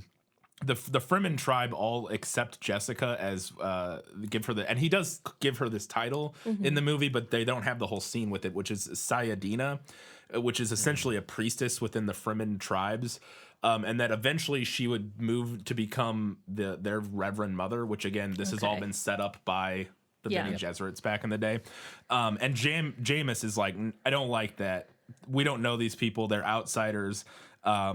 I don't buy that they're actually, we're just like accepting them in all of a sudden. And that's also touched again by the fact that he got punched in the face by an angsty 15-year-old or whatever. So he's like, I think that all kind of rolls into this like amalgamation of I challenge you. And then he challenges Jessica essentially. Okay. And then he asks like, who's your champion? And because he can't fight her because she's a Sayadina or whatever. So Paul steps in as her champion, was my understanding of the whole situation. Yeah, and I think the point of this is to convey that the Fremen are very much an honor culture, and Jamis has had his honor challenged by being beat up by essentially a kid, right? We have to remember that Paul is like a teenager, right? Yeah. And he like best this full-grown adult. Yeah.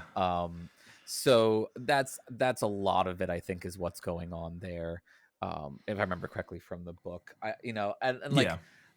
I get the joke about it being toxic masculinity, and I think this is actually it is an important point that, like, you'll love the Fremen. They're so cool. They're so interesting and everything, but we do need to reconcile with the fact that, or like grapple at least with the fact that they are also a very problematic honor culture in various kinds of ways. I'm very curious to see if we're going to find out in the second movie if we're going to get to meet Jamis's wife, who is a character in the book, who ends up as Paul's concubine, because in this culture, if you kill somebody's husband, you get the wives, right? There you go. So it's that's there's like various kinds of things like that going on. So yeah, I think it's worth at least noting that the Fremen, because they are this thoroughgoing honor culture, that comes with all the costs of an honor culture as well, and that's what we see here. And Paul has to deal with it later on as well, because people continuously are calling for him to challenge Stilgar to ascend to like the full leader of the Fremen, essentially.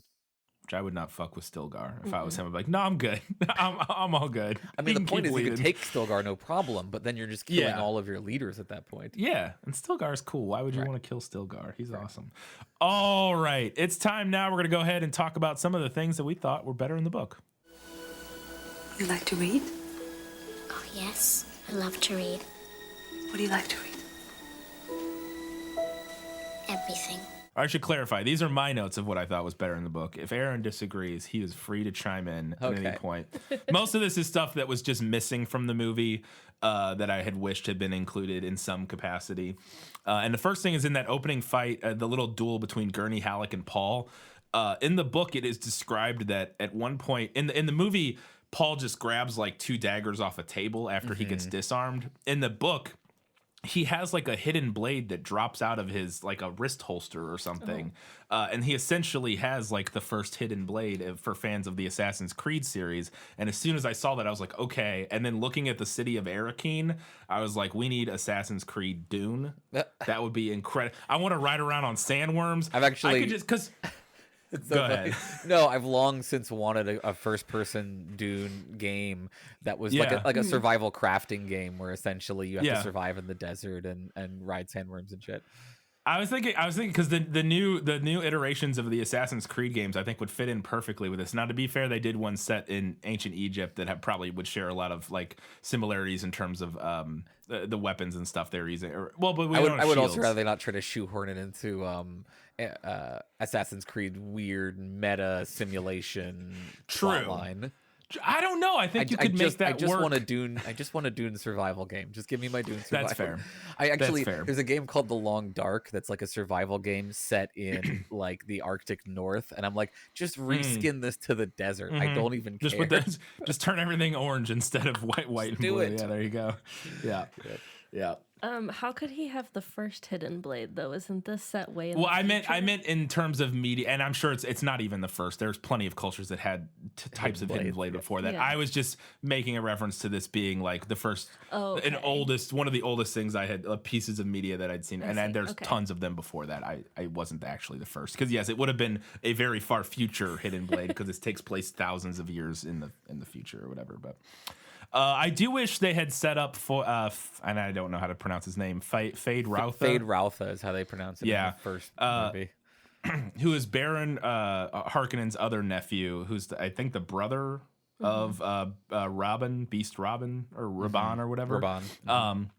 Who is ultimately going to be a major antagonist. Because I know he'll be important. I would imagine he'd be important come movie 2. And I just thought it would be nice if we could have set him up. My guess is they hadn't cast him yet and didn't want to cast him yet. And so they were like, we'll wait or something. I don't know. I don't think so. I think it was about one. I think the second movie is going to center around him and Paul. And what I'm curious to see, there's a third character who usually gets left out generally, or at least got left out of the David Lynch version. He was in the sci-fi version, named Count Fenring, I think is how you pronounce it. And he is another sort of product of Bene Gesserit breeding and has an interesting part to play, but sort of is a little bit somewhat redundant with Feyd-Rautha. So I'm curious if Villanueva will include him and make it a sort of a triangle between the three of them in the second movie. Yeah, I don't know. I was just hoping we would get a tease to kind of set us up like here's a villain that's coming or whatever. But I get leaving him out and focusing on our characters in this one. One thing I really missed in this one, and I was really astonished they didn't do it at all, is that Gurney Halleck in the book is always playing an instrument and singing songs like all the time. And we never once get to hear Josh Brolin sing a song, in particular, a very baughty song in the beginning part of the book. And do you know if Josh Brolin can sing? I don't know, and maybe that's all it was. It was like maybe Josh Brolin was like, "Yeah, not singing, not doing it." I don't know. Part of the problem is also the songs are like kind of Shakespearean-y and like bawdy in the sense of like the 1800s. They're not They're not the catchy tunes that you might hope to hear. No. But I love that aspect of his character. It fleshes out his character as this, he's this like he's that archetypal like now I'm blanking on the word, like bard soldier, warrior poet. You know what I mean? Like warrior poet. Yeah, he carries around. It's called a balisette in the book, which I'm sure has some sort of kind of rough translation to a modern instrument or a current. I think instrument. It's like a sitar or something along those lines. Yeah, it's like a sitar or something like that. That he just always carries around on his back and busts out and plays all the time and sings songs. The movie should have done that. I know, and I was just disappointed we didn't get any of that. There's a line in the duel there is scene, a line reference, right, where he says, how about a song? They did keep in one of my favorite lines, right? You fight when the mood is ready. You fight no matter the mood or whatever, right? Moods. In the original, I think he says, moods are a thing for like cattle and lovemaking or something, not for fighting. Yeah.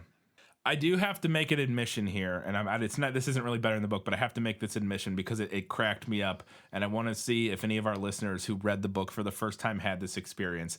Going into reading this book for the first time, I knew almost nothing about Dune. Like, literally, I knew, a few characters' names, and like it was on a planet and there was spice or whatever, but I'd never read the book. I'd never seen any of this stuff. The opening page of the book, you get the intro, which is excerpts from the story of Muad'Dib, and it talks about Muad'Dib leaving Caladan and going to Arrakis or whatever. No. And then we cut in and we're learning about Paul, and we find out that Paul is leaving Caladan and going to Arrakis, and I was like, oh. Just like the Muad'Dib. Wow, that's parallel stories. And I thought, because I read that Tales of the Muad'Dib thing as an ancient text. Sure. Like, you know what I mean? Like, I thought I didn't realize what we were doing at that point. Of like lore. I was on page 40 before I realized, we're just reading Paul's story. That's funny. From the future. I think it was very interesting. That wasn't possible for me, I think, because I probably saw the David Lynch version very young. Yeah. Before I even read the book. So, but yeah, that is super funny. Now that you mention it, it is quite possible to read the first half of that book and not realize that those are about Paul.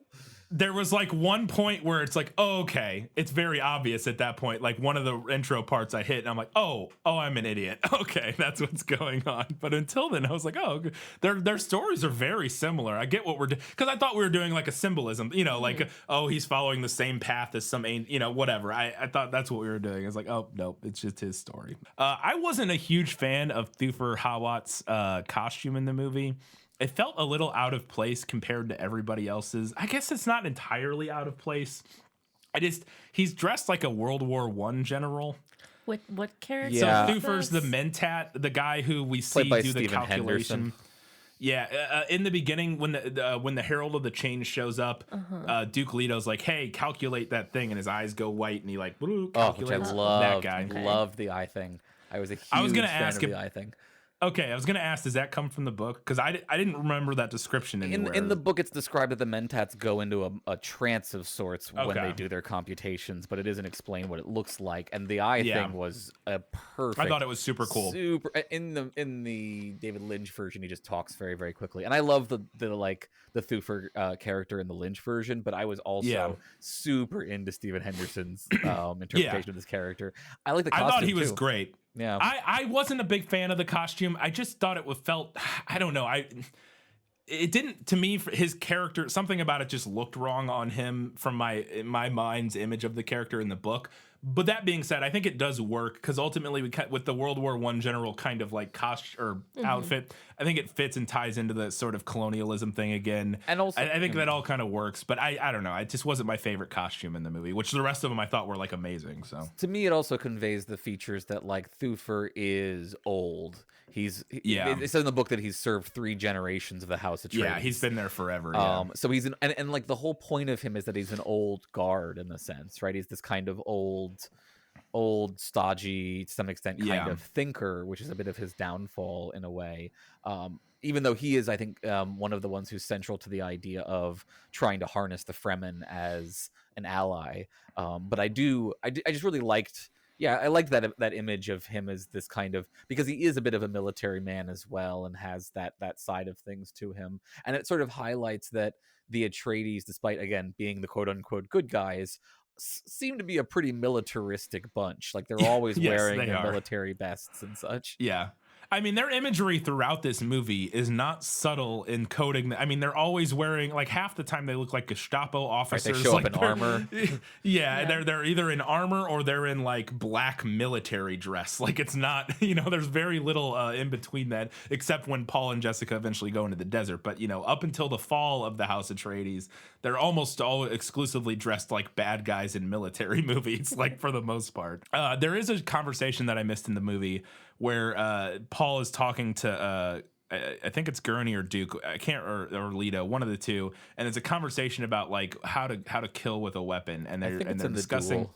I think it's in the I think scene. it is in the duel, and Gurney says it's much more elegant to use the edge of the weapon. You should kill with the edge of the weapon, and that it's much more honorable or whatever. But Paul says that his father, Leto, says use whatever you need. Like that doesn't matter. And this actually comes back in the fight versus Jameis. He ends up defeating Jameis by using the edge or the tip of his weapon and stabbing him. It's not a big thing. I just liked that callback to this lesson from his father in this moment. I don't know. Again, I don't know how they would tie it in. I just liked, it's one of those little details reading the book that I thought was kind of cool that doesn't make it into the movie. Yeah, it's part of the sort of ongoing debate in the movie and stuff between like doing something honorably versus just surviving and doing it successfully, and like those potential trade-offs. Another thing that's mentioned in the book that doesn't make it in the movie is that the House Atreides views laser guns as like a lesser weapon, as an unrefined and uncivilized weapon, which we find out why eventually is because laser guns, when they hit shields, which this doesn't, I don't know if this ever comes up in the movie really. We don't learn about it in the movie, no. Yeah. And in the world in the universe of Dune, there are laser guns. There are like normal weapons and guns and things that shoot like artillery and stuff, but there are laser guns like that shoot lasers. But if they hit a shield, like the shields that they have, it causes like an atomic bomb reaction, like a nuclear reaction, and like blows up like an entire city block or whatever. So it's. But anyways, there's this moment early on where Paul mentions that House Atreides views the use of laser guns as like very, unrefined or uncivilized. And it reminded me again of the fingerprints that this book has all over Star Wars, of how the Jedi, the blasters are the weapon of the unrefined, of the lesser people. Han Solo uses a blaster. Jedi don't use blasters. They use their lightsabers. They use their swords, their daggers, that sort of thing. And it was astonishing to me, and we'll talk a little bit more about it later, about how much you can see of Dune in so much media that followed it. And I had heard that, but holy cow, it is so clear upon reading the book. Yep, for sure. Yeah, the laser gun thing comes up later on. You do see the use of a laser gun in this movie, in that sequence where they're trying to cut through the door.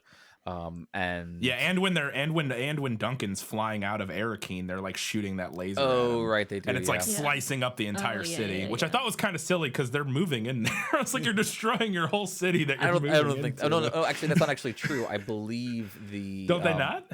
I think the Harkonnens end up living in a different city after they destroy Arakeen. Okay. I think they live in like Carthage or something. Okay. Yeah, there is. That's right. There is a difference. Yeah, there is at least. I don't remember how it plays out. I just remember there are two cities. And there's a whole thing about who lives where. Yeah. So there's another scene that's cut that it was a scene that I really liked for what it established between Jessica and Paul's character. Which, as much as I like Jessica and Paul in the movie version, I didn't find their relationship quite as sweet and endearing and interesting as I did in the book. Not that it's bad in the movie; it's very good. They do a very good job. But I was blown away by the book. So many times I kept writing, I love their relationship, especially early in the book before Paul's transformation. It's so interesting, and such a, I don't want to say completely unique type of father or mother-son relationship for this type of book, but it felt very different than a lot of like mother-son relationships you see in this type of like sci-fi fantasy story. What? Yeah. Well, no, I mean, you don't see a lot of sci-fi stories that are about like coming of age, doing a lot of drugs, and hanging out with your hot mom. Yeah. Well, we'll talk about that specific part later. But there is a scene where after Paul is almost assassinated, he finds his mom ends up, she finds this this greenhouse. Basically, they built a greenhouse within the palace. It's a secret or whatever. room too. It's a secret room, yeah, that the previous duchess or countess or whatever had built and left a note for Jessica. And Paul shows up, and they have this like moment together where they like find a code. She finds a code on a plant, or it's really interesting scene. But we learn a lot about their relationship there and their dynamic, and I just really enjoyed that whole scene. I'm not going to read it or anything, but I wish that scene had made it in, because that also sets up the treachery plot line, which they kind of cut completely. So I get it. It wasn't necessary since we kind of cut the whole like there's a traitor line, even though there still is a traitor. Anyways, it doesn't matter. I like that scene. I wish it had been in the movie. Yeah, and it mostly just gets condensed down into the date tree stuff, which I think is fine. Yeah. There's a line in the, again, kind of some of Duke Leto's better moments to get cut from the movie, is he has this line in the book about the propaganda is a big part of like the House Atreides, how they maintain their power. And he's like he's not at all naive to how it works. Like Duke Leto's like, yeah, he's telling Paul, he's like, we have to make sure we have access to the film that we need to put out our propaganda videos, because that's how we keep everybody in line. And the specific line he says, the people must learn how well I govern them. How would they know if I didn't tell them? And it's I love that line, that sort of self-admit. And again, to me, that reflects the sort of self-defeated or that aspect of Leto's character where he knows what he doesn't want to be doing what he's doing, but he has to kind of, and he does it, and he does it well, but he kind of hates it. I don't know. I just love that aspect of Duke's character in the book. That's just a line from Kynes. Liet Kynes says Arrakis could be in Eden if the rulers looked up from grubbing for spice, which that's alluded to in the movie a bunch of different ways. I think she says almost exactly that in that last She sequence. does say a similar line, but it's a little, I think I probably should have deleted that note. Doesn't matter, because she does basically say that in the movie. Little tiny detail, but the crawlers in the movie are super cool. I love the whole crawler scene, but in the book, they're specifically described as the way they separate the sand from the spice is through like centripetal force and spinning it. And so I imagined the sand kicking out of these machines coming out in like a big spinning fan, like a big like spinning circle of sand. Whereas in the movie, it just kind of like shoots out the back, which I just thought was a little uninspired, but it's fine. If you look at the models in the Lynch version, they have little wheels along the sides of them that I think are meant to be the sort of centripetal, like, and they look much more like beetles, whereas the ones in this one look very sort of standard Ewok, just like or not desert Ewok, crawler, Jawa crawler. Yeah, absolutely. There's a little detail during that crawler scene where Duke spots the worm sign, which he does in the movie, but there's a spotter's fee. If you're the person who spots the worm sign, you get like a reward for doing it. And so they're telling Duke that, and he goes, well, split it between the crew. And again, sort of just a little detail reiterating the good character of like at his core, that Duke's like a good guy, but also knows how to play the PR game. Like it's very much a PR move of like, oh, I saw it, but I give it to you, the people, like that kind of deal. Yeah, that whole scene is an orchestrated PR thing to try to convince Liet to pay attention. Absolutely. And it works in the book. That chapter ends on, despite her best, against her better judgment, he in the book ends up liking the Duke after that. I like this Duke. Yep, it's a great line in the Lynch version. Yeah. So we got to talk about my favorite scene that gets cut from the book. This is the feast, the dinner party. Aaron mentioned it. There's this a really cool little segment where there's this whole ritual before dinner parties where they all wash their hands with a bunch of water and then dry them on towels, and then the servants collect all the towels and throw them outside and let like the beggars fight over the drippings from They the actually towels. charge for the drippings And charge for it, yeah. Well, specifically, I don't think that part's part of the ritual, but Duke goes, okay, we're not doing that. That's bullshit. Like Duke Leto's like, that's terrible. We're not doing that. Just give them water. Is it Jessica who fixes it? No, it is Leto. Oh, it is Duke? Okay. It's Leto. I'm like 99% sure. And he says, we're not doing it anymore. That's terrible. And then the servant he's telling that to, he sees her get like very upset about it, and he realizes she was charging the beggars like she was using it as a money making thing, and so now she's not getting paid, she's not making the money she would have, and so he starts to realize even like this good decision he made is negatively, like kind of that waterfall effect of like even a decision made for the best of intentions can have sort of like bad fallout and that sort of thing. But that's the lead in for the dinner party scene, which is my favorite scene in the whole book, or in the first part of the book here. We meet all these different characters. There's like a banker and a watermonger, and all these different like political actors on Arrakis who are like hold political power in different avenues. Some of them control the water, some of them control money, blah, blah, blah. And it's just this big tense conversation between all of them. Kynes is there, and they're discussing terraforming and how much water it would take, and like the political powers, like the watermonger and the banker are like, no, it wouldn't work, blah, blah, blah. And Kynes is like, no, it probably would. There's just all this back and forth. I think it's a super fascinating scene. And then eventually Jessica and I think it's the banker get into like this very tense argument. And she ends up pulling a knife underneath the table. And this is when she uses the code word to Paul, like, get ready for violence, like things are about to go down, and like all the guards are getting really tense. And I just, everything about that scene, you would just need to read the whole scene. It's one of the most masterfully written, like dinner party political intrigue scenes I've ever read. I love everything about it. And there's also a very funny line where Paul says that he had a friend drown or something like that, or somebody drowned on their home planet, and everybody at the table goes, or all the Fremen, there's a couple Fremen at the table, and they're like, what is that word? What is drowned? And he's like, immersed in water until dead. And one of them goes, what an interesting way to die, which I thought was which doesn't actually make any sense if you know. No, it doesn't. Like, I mean, like especially it doesn't make any sense for the Fremen, because the Fremen drown sandworms. That's a key part of their rituals. As you will probably find out in the next movie. It's how they create the water of life. So, like, it's a bit of a like. Maybe they're faking for that moment or something. Of course, maybe that sequence, that scene, which is in the sci-fi version, and you should watch it since you love it so much. It is a bit slow in various points, a little talky. I think it's actually the first time that he meets Princess Aurelian. Is she actually there, or is that there is that? No? I don't think she's there. There's several female characters there who I'm not sure. Yeah, they don't all have names necessarily. Some of them are called. There's a handful of different characters there that none of them ever come back, at least so far in the book. Yeah, in my opinion, just introduced there. The best part of that sequence, of course, is the bit about cannibalism.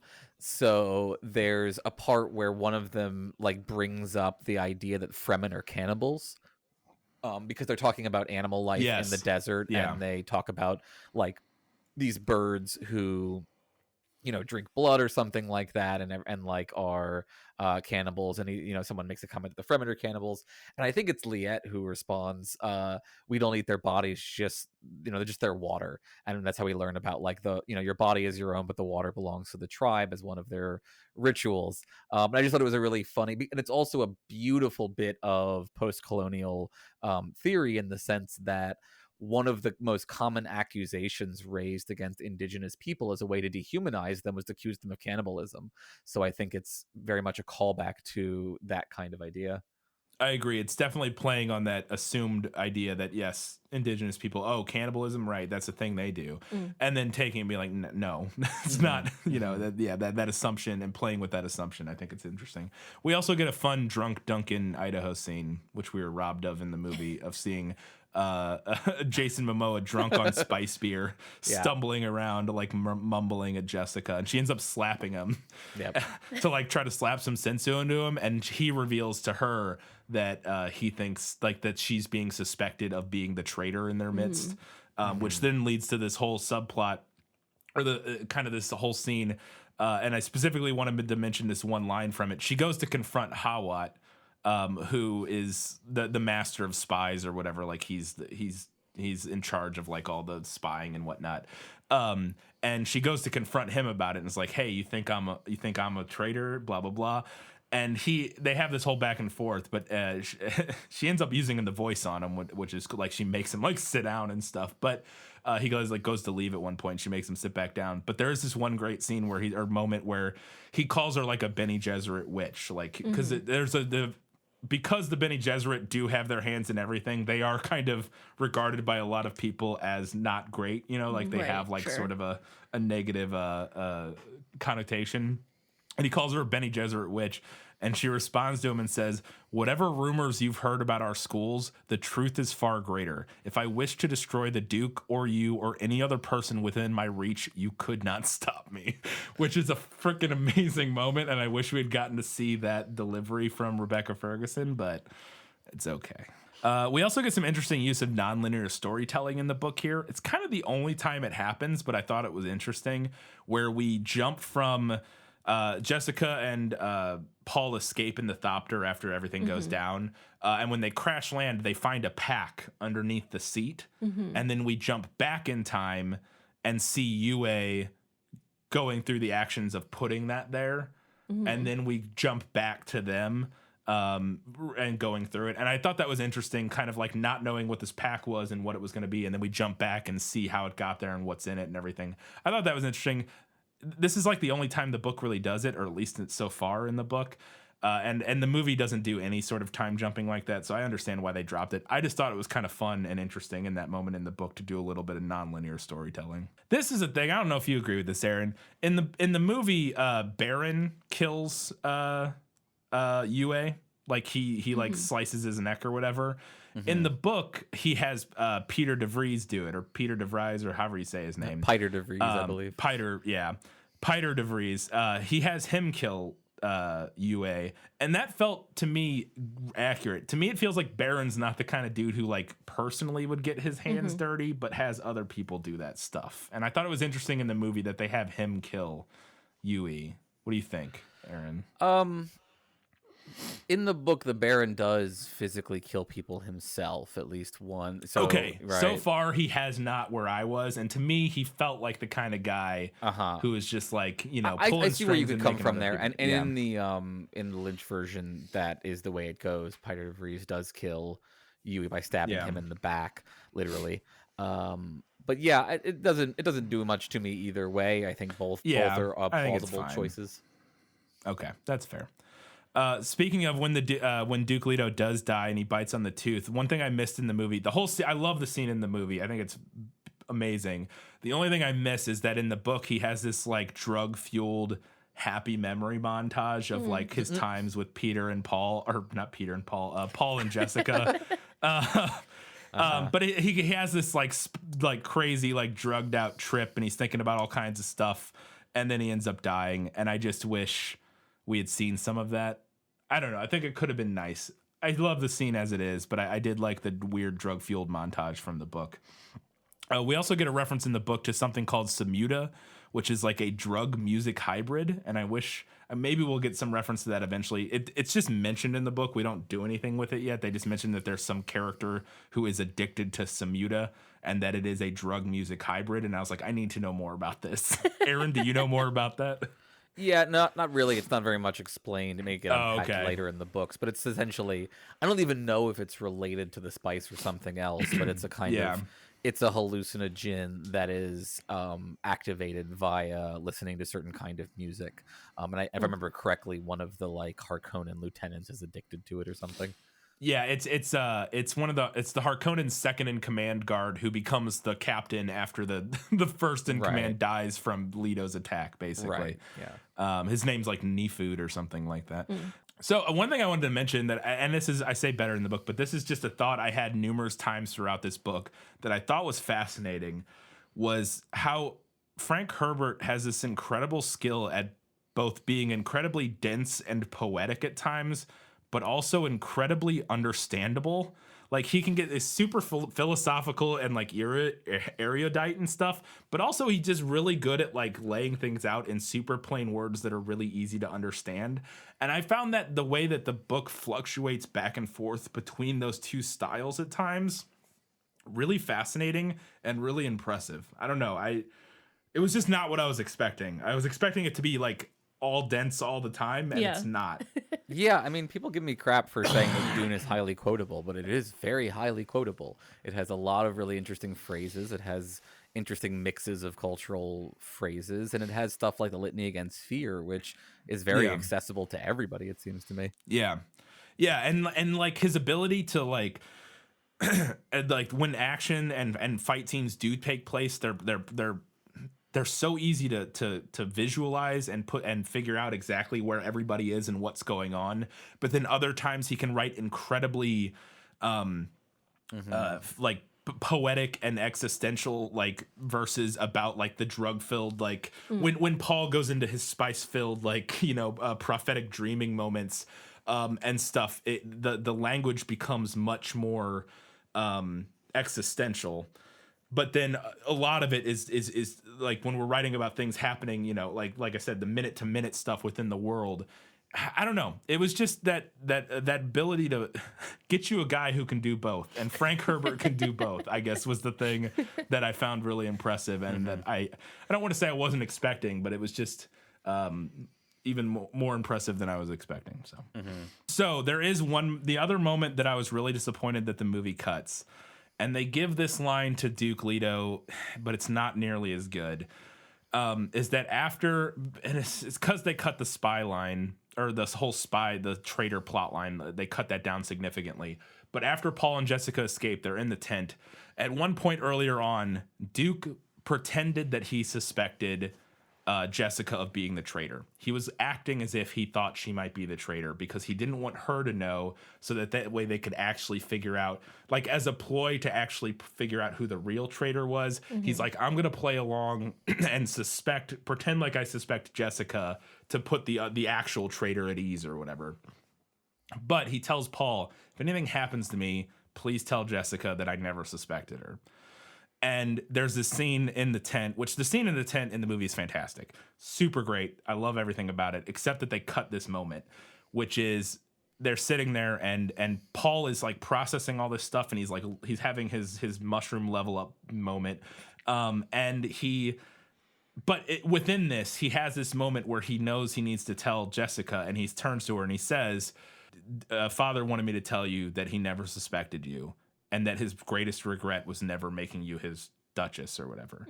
And it's this really sweet, beautiful, painful moment. Like she starts crying. It's one of the only times in the book so far that I like teared up a little bit in that particular scene. They do give that line of, my biggest regret is never marrying you. Leto does say that to her earlier. Yeah. But that moment in the movie to me felt a little silly. Like they're just laying there in bed and she's like playing with his hair, and it doesn't feel like it has the weight that moment has in the book. It's okay. That moment in the book hit me really hard, and I think you're nitpicking here a little bit, my friend. I disagree completely. I had this discussion with several people, and they all agree with me. Okay. They actually do the exact same thing in the Lynch one. They have that line, they give it to the Duke, and I think it's necessary because in the book, the Duke doesn't have a lot of character development. And so he needs more, and Paul doesn't.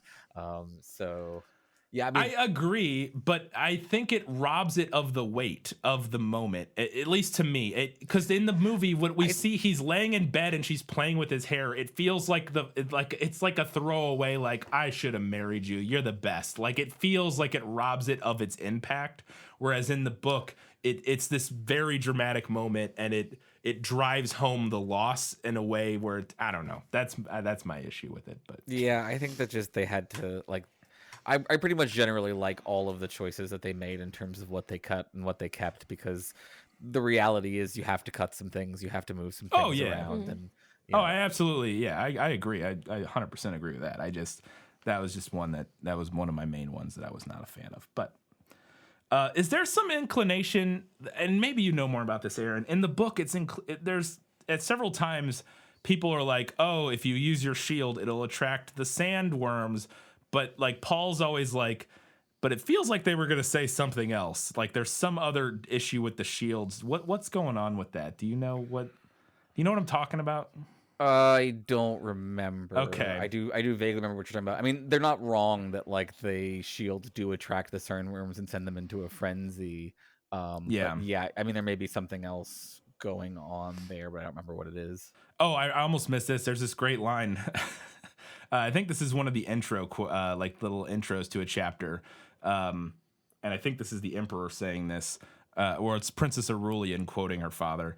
My father once told me, respect for the truth comes close to being the basis for all morality. This is profound thinking if you understand how unstable the truth can be. And I was like, boy, that was a very prescient. Yeah. Not that, I mean, obviously that's always been true, but it's just one of those things.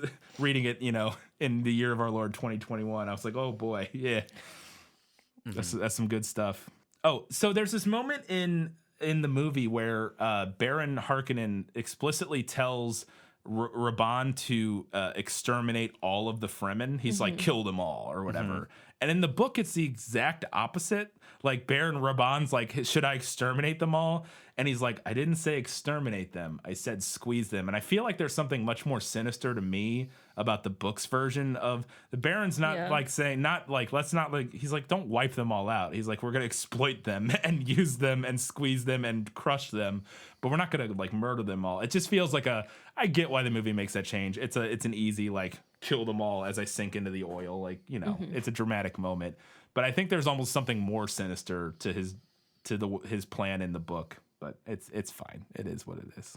Oh, and there's this whole sequence that I just wanted to talk about, where Jessica gets caught as they're traipsing through the desert, she ends up getting caught in a sand slide.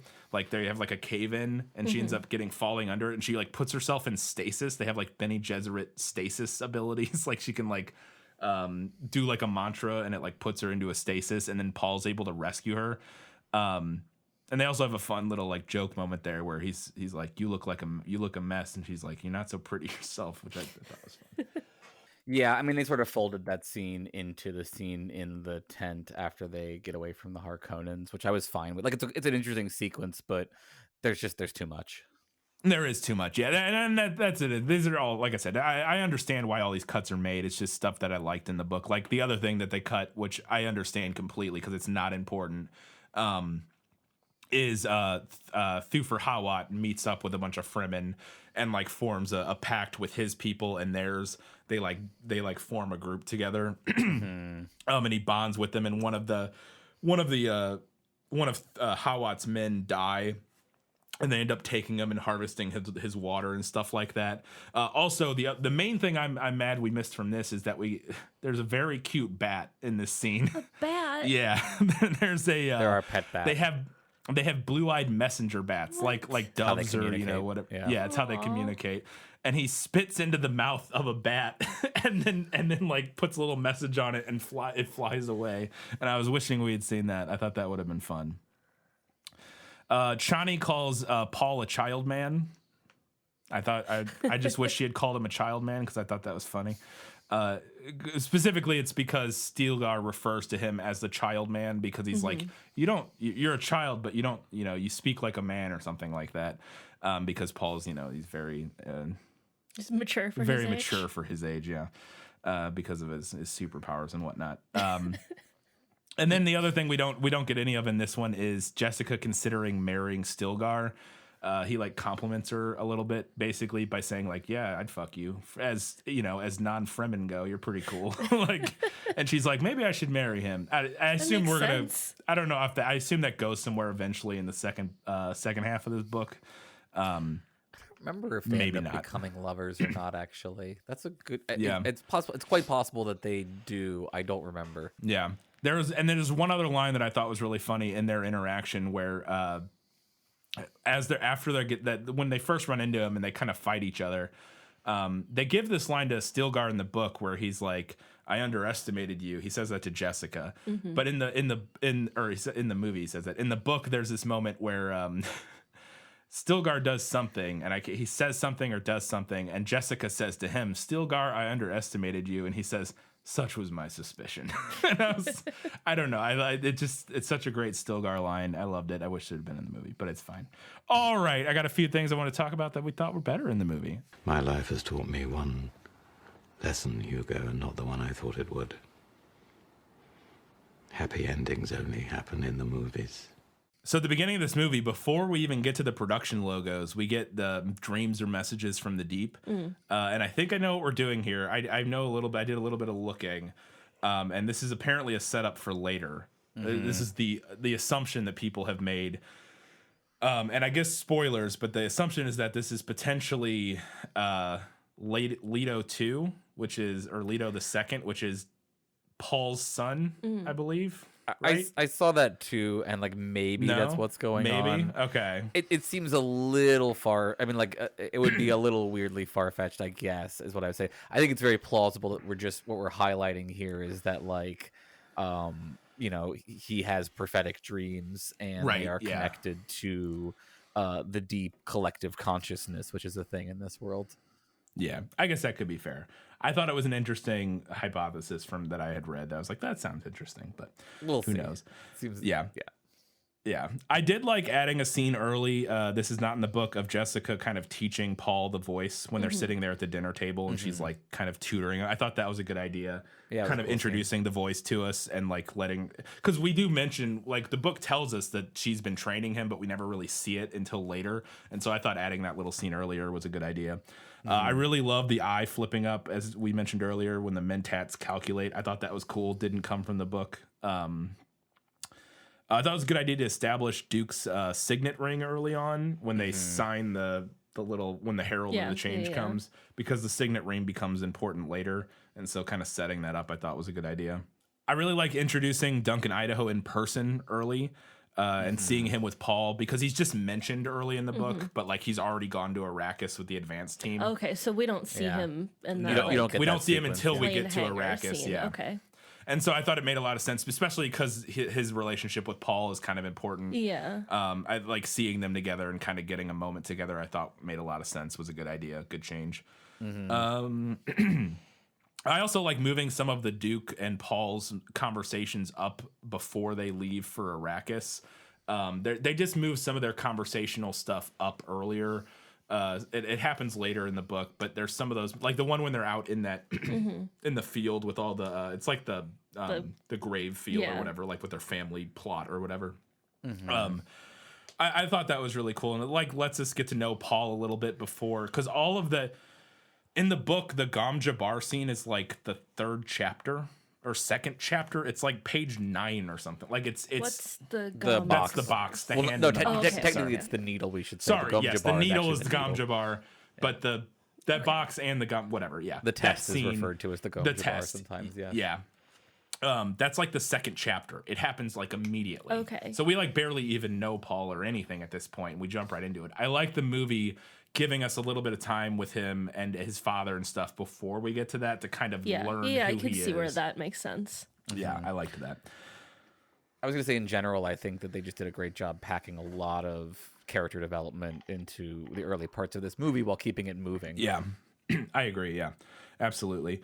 And this is a line that they added completely, unless it's in it's not in this book, which is, it's in all the trailers and everything, but where Duke Leto says, even if you were never the Duke or whatever, you'd still be the only thing I ever needed you to be, my son. And I think it's a great line that really helps sell their relationship. It feels perfectly Duke Leto to me. Like, it feels right in line with his character. And it's just a great addition. Yep, to the gets movie, you right in the feels.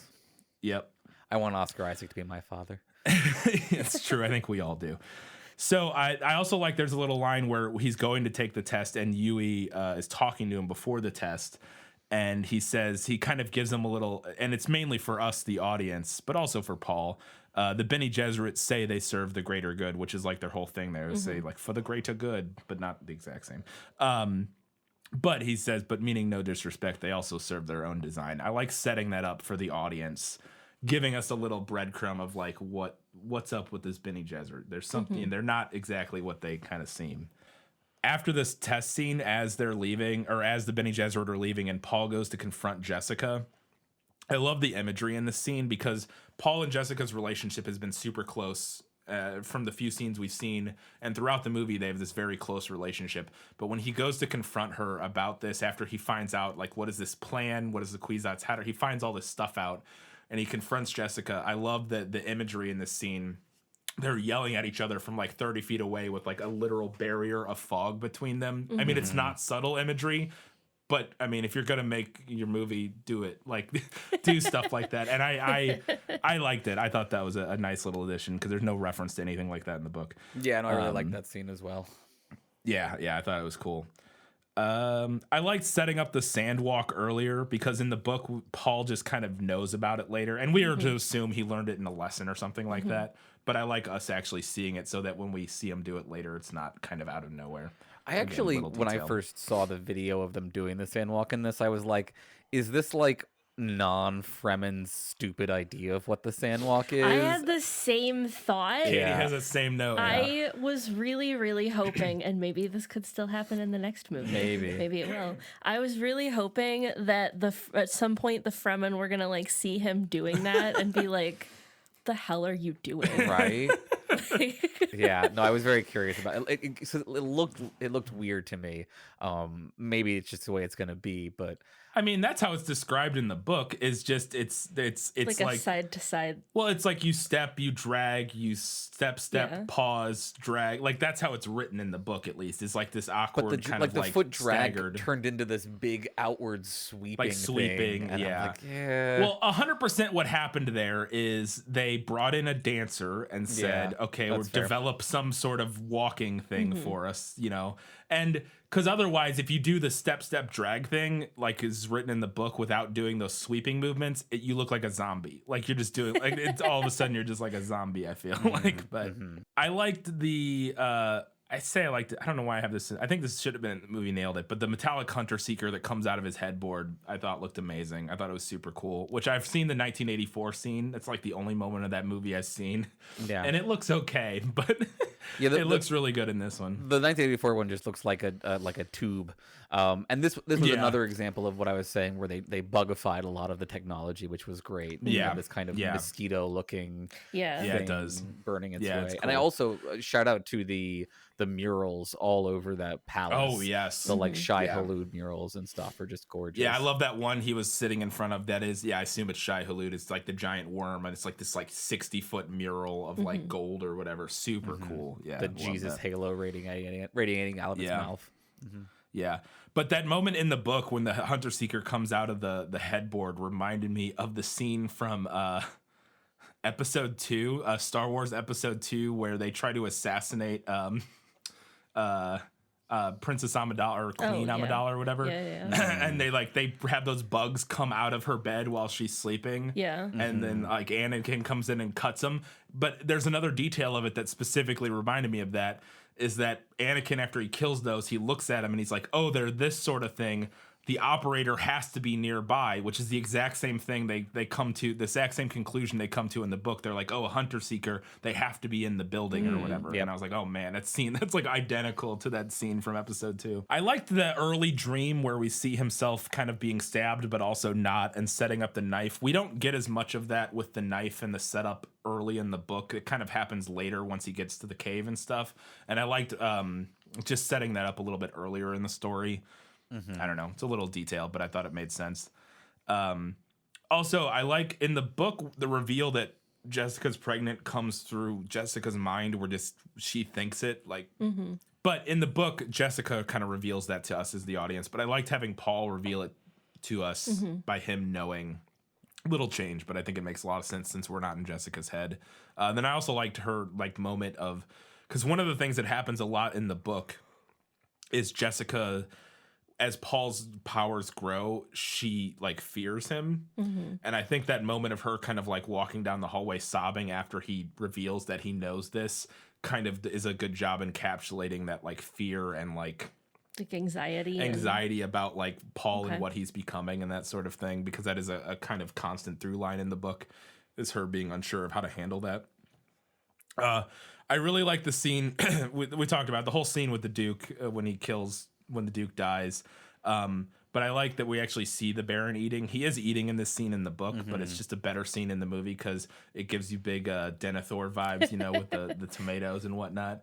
And I really appreciated Stellan Skarsgård's acting while eating in this scene. I thought it was exquisite. So, and again, it feels very much to me Apocalypse Now referencey. There's a lot of weird eating happening in Apocalypse Now. Yeah, and it also is a callback to, again, him being like fat because he has sucked all of this wealth out of this planet, and is once again eating the heavily spice enriched food of that planet. Yeah. Speaking of the Baron, one thing I do like that the movie got rid of is that there's some very unfortunate bad if you're gay, you're bad coding in the book here. Yeah. Whereas where the Baron is very clearly coded as, not even coded, explicitly just in the text, is gay and a pedophile. Yeah, it's so much worse than in the David Lynch version, which is particularly bad about this. Okay. There's a sequence in the book where Fade Rotha tries to have the Baron killed by essentially sending him a child prostitute with a needle in his leg, and the Baron sort of catches it and avoids it. But like, it's very, very gross. So I was appreciative that they kind of decided, hey, maybe we don't queer code our villains in the year 2021. let's not do that. You still have the fat coding problem, but Yeah, you still got that, but one step at a time, I guess. So there was that. I was wondering in the trailer what that big desert fight scene where we see Paul in the power armor or whatever, and then he reveals his face. I was like, what the heck? That's got to be a dream or something, and it is a dream, so it's fine. It works. It's stuff from the future. Okay, cool. I liked that, having that moment, but it not actually be, because I was just trying to figure out after I read the book. I was like, where could that even fit in? And it's like, okay, it's a dream. Makes sense. That works. And we mentioned it earlier, but the giant gross oil bath thing that Baron Harkonnen seeps into. It's not in this book, at least, but I love it. It's terrifying and gross. Yeah, there are various things that are called like suspensor chambers or like vats of pain amplifiers and things like that in the book. So you have to imagine it's some sort of a healing Bacta tank situation. Yeah, that's what I imagine it. But it's particularly creepy in this movie. I love it. So good. Yeah. All right, we got a few things that the movie nailed before we get to the end of this. As I expected, practically perfect in every way. I thought Caladan looked cool. I know, Aaron, I feel like you had some. I feel like I saw a tweet or something of I was just shit talking Caladan a little bit. It's always sort of contrasted with Arrakis as this desert planet, and yeah, there's water, but like it always feels to me like the Grey Isles in Game of Thrones or something like that, where it's it does, some craggy European depressing ass skyline and stuff. Like there's no which is where it was filmed. It was filmed somewhere in the craggy land of Norway or something like that. Yeah. So, but I liked it. I thought it's a bit drab. It is. It's a bit drab, but it rung true to me for what I read of Caladan in the book. So I thought it worked. The dreams of Chani early on, very similar to the kind of quick glimpses of her we get in the book. I like that they explain, even though we don't see it in this one, I like that they explain that the navigators have to use spice to do FTL travel or warp travel or whatever. Yeah, and I'm very curious to see. We may never get to see a third stage guild navigator in this version. They are not characters, if I remember correctly, in the book at all. The closest you get are representatives of the Spacing Guild, which we did see in this one, but only in masks. We didn't actually see their faces. I think that's my guess, at least, right? So it wasn't made exactly clear, but in that sequence where they're handing over things to the Atreides, you have representatives of the Spacing Guild, which I think is referencing the guys who look like Catholic priests in helmets, essentially. Which in theory is probably because they are addicted to spice and need to be in a spice environment. They have like a spice those masks. They show up later on in the book, and there's some cool moments in there related to them as well. But yeah, and just like the third stage guild navigator is one of the best features of the David Lynch version. It's not as good in the sci-fi version, and I would be totally okay if they chose not to show you one here, but I would also like to see one if possible. But they're treated as like this incredibly close kept secret. Like nobody outside the Spacing Guild is supposed to ever see a third stage navigator. Yeah. I'm interested to see more with the travel and the navigators and the Space Guild. I'm excited about that. I think that'll be cool. I thought Josh Brolin as Gurney was perfect, apart from not playing music at any point. He's not in this movie a ton. He's in the book a little bit more, but not a bunch more. I'm hoping he shows up more because he's not dead. No. Oh, is he not? He shows up in part 2 for sure. Yeah, he's not dead. He kind of disappears and he ends up in the desert or whatever. Or I don't remember who he ends up with, but yeah, we see more of him in the book. But I want to see more of him. Yeah, Speaking of his whole, go ahead. Well, yeah, trying to fill the boots of Patrick Stewart in this role is challenging. Yes. Like Stewart is challenging. amazing in the David Lynch version. So like he definitely steps up on that front. I liked Brolin's I'm smiling line. He had a lot of good banter in the movie, so I was happy with that. Yeah, and I love their opening duel scene, which is directly out of the book. The duel between Paul and Gurney, and how it kind of escalates. It starts playful and gets more and more serious as it goes. I also love the force fields in this movie. They're kind of exactly what I imagined reading the book, and they work. It looks really good. Way that they look really good, and they work in a way that feels really realistic. I'm not sure if you understood how they worked, Katie, from watching it. It seemed like it wasn't. It seemed like they weren't necessarily like, oh, I have this force field and absolutely nothing can get through and I'm completely safe. It seemed more like an armor, like it was going to protect you, but if you knew how to get past it, you could get past it. That is effectively what it is. But the way it actually works, from what I understand, is that it stops things moving too quickly. If things are moving too fast, it's why one of the lines is the slow blade pierces the armor or something. Yeah, the slow blade penetrates the shield's classic line. Yep. Yeah. And so it's, if you swinging the knife too quickly or the sword or whatever, it will hit the shield and stop. But then if you move it slowly, you can go push through it. And so like you can actually, it's interesting. Yeah, that's interesting. And I actually was watching a video of somebody sort of like assessing the combat system in Dune and in this movie in particular, and like what weapons would make sense if you had those shields. And the conclusion they came to was you would use daggers most likely. Like that would make the most sense, like short range weapons and stuff, because you can close the distance, because if they're shooting projectiles at you or whatever, the shield stops it. Right. So you can close on somebody really quick and then get in close and use daggers. I thought it was interesting, and I thought it was super cool. Though it is a little complicated by the fact that there are slow-moving projectile weapons specifically designed to shoot people in shields. You get that really, really cool shot where Jason Momoa deflects a projectile out of his shield as it's trying to weed its way in. Yeah, because it hits it and then it slows down. It can move through very slowly, but then you can knock it aside or whatever. Yeah, it's cool. I also love that the duel ends with the classic, like, I got you. And then he's like, oh, but I got you. It's like, which I assume, Aaron, you've seen the terrible / great film. Oh, no. God, what's the, hold on. Oh, no. The one in... Michael Keaton. Christopher Nolan's Batman. Christian Bale. The sci-fi film from like 1999 where they don't have emotions. Equilibrium. There's a duel between Christian Bale and Taye Diggs in that movie, and they do this exact thing where he's like, I got you, and then he's like taps his waist or whatever. He's like, I got you. It's for sure. Anyways. Yeah, it's his We've exact. joined each other in death, I think is Gurney's line there. Yes. Yeah, I love that. I love that fun duel convention, and I loved seeing it here. I was kind of hoping we were going to get to see the trip to Arrakis in the movie, because in the book we just jump from Caladan and then we're on Arrakis, but the movie does the same thing, which I think is fine. We'll see more of the travel, I guess, later. I was just hoping we may never actually see more of the travel. It's very sort of... Yeah, you're sort of trapped in your own thing because you're not allowed to move around during the transport because they don't want anyone knowing any of the guild's secrets. So it's kind of uneventful in that way. I like that the movie definitely gave us a focus of seeing the crowds greeting them when they arrived and yelling at Paul, like Lisan al-Gaib and stuff, and kind of setting that seed of the fact that all of these people in this culture know this story about him, setting that up early, which is something we see in the book. I thought that was important for setting Paul's story in motion. I'm told they butcher the pronunciation quite a bit, but I have no idea.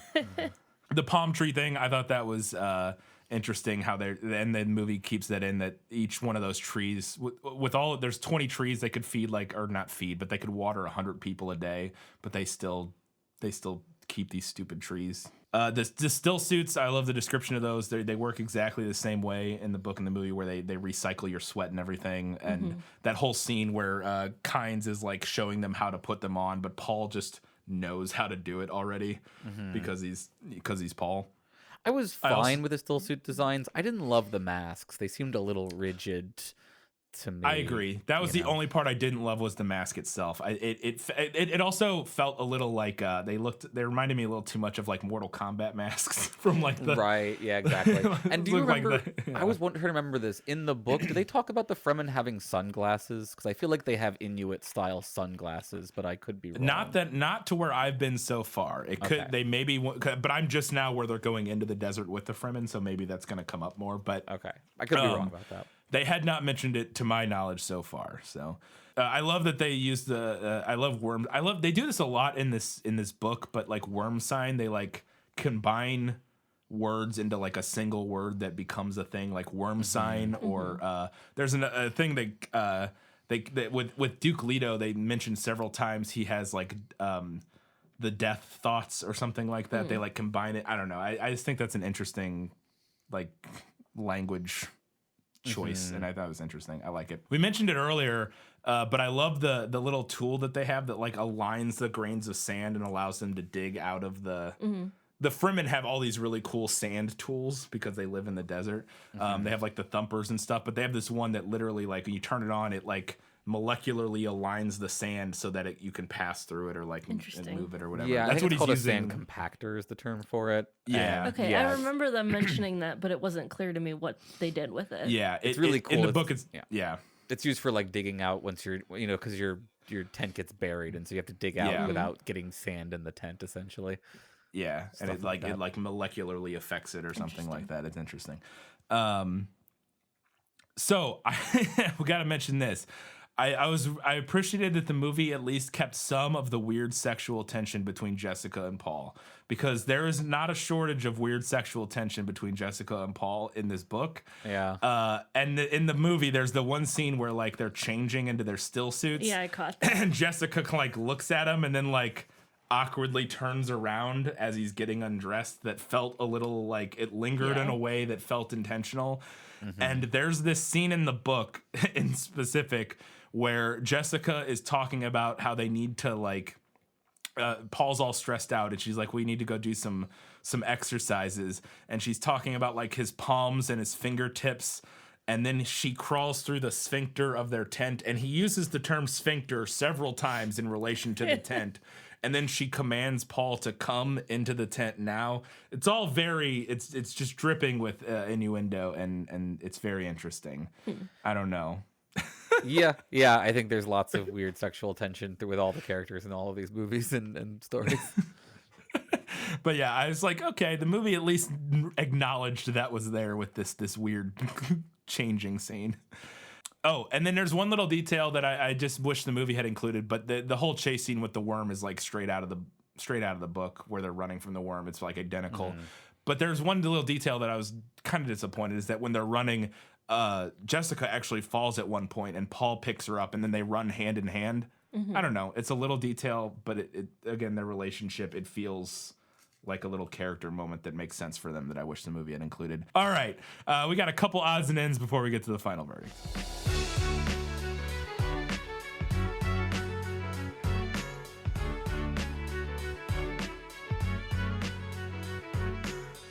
I loved Oscar Isaac in this movie. I know we've touched on it, Yeah. but I loved his performance, and I loved his character.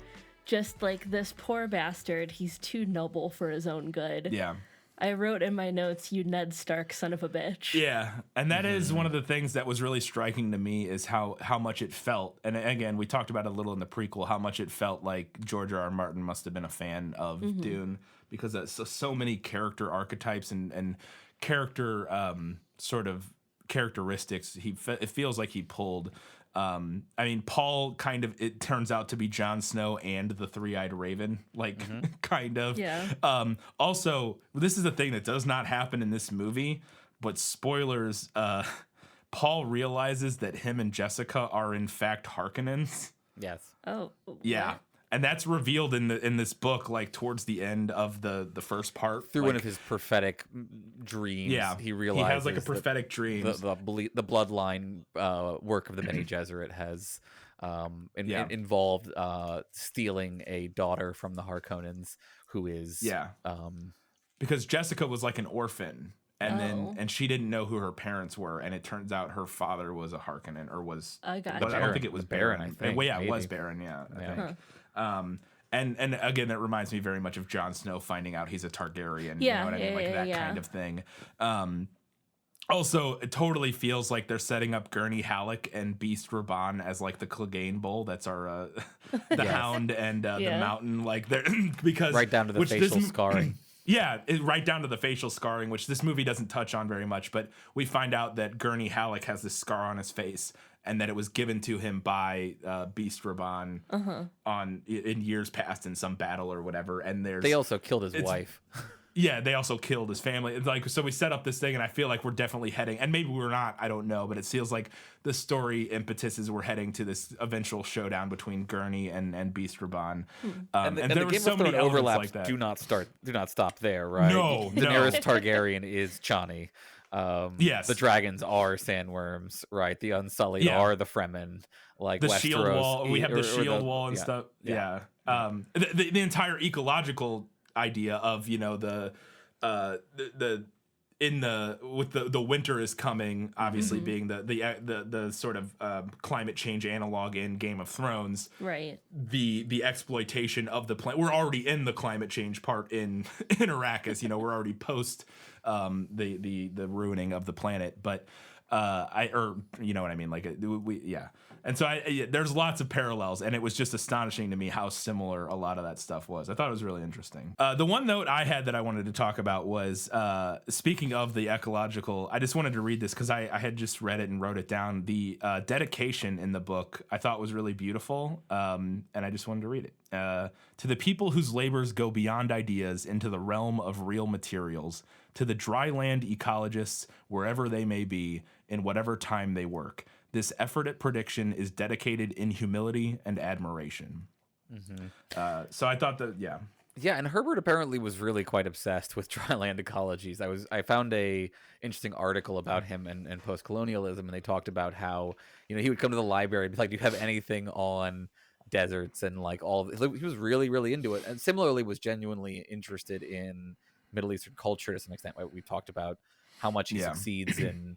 You know, a lot of folks think that he really was one of the most successful in presenting a kind of Middle Eastern science fiction, and that like not a lot of books have successfully sort of placed a group of people in that place and time in this kind of way.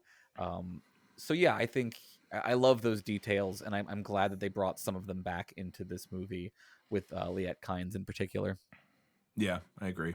All right, before we get to the final verdict, we want to do remind you that you could do us a giant favor by heading over to patreon.com/thisfilmislit. Support us there for a couple bucks a month and get access to different stuff, including bonus content. You can also follow us on Facebook, Twitter, Instagram, Goodreads, all those places on social media. Aaron, where can the people find you?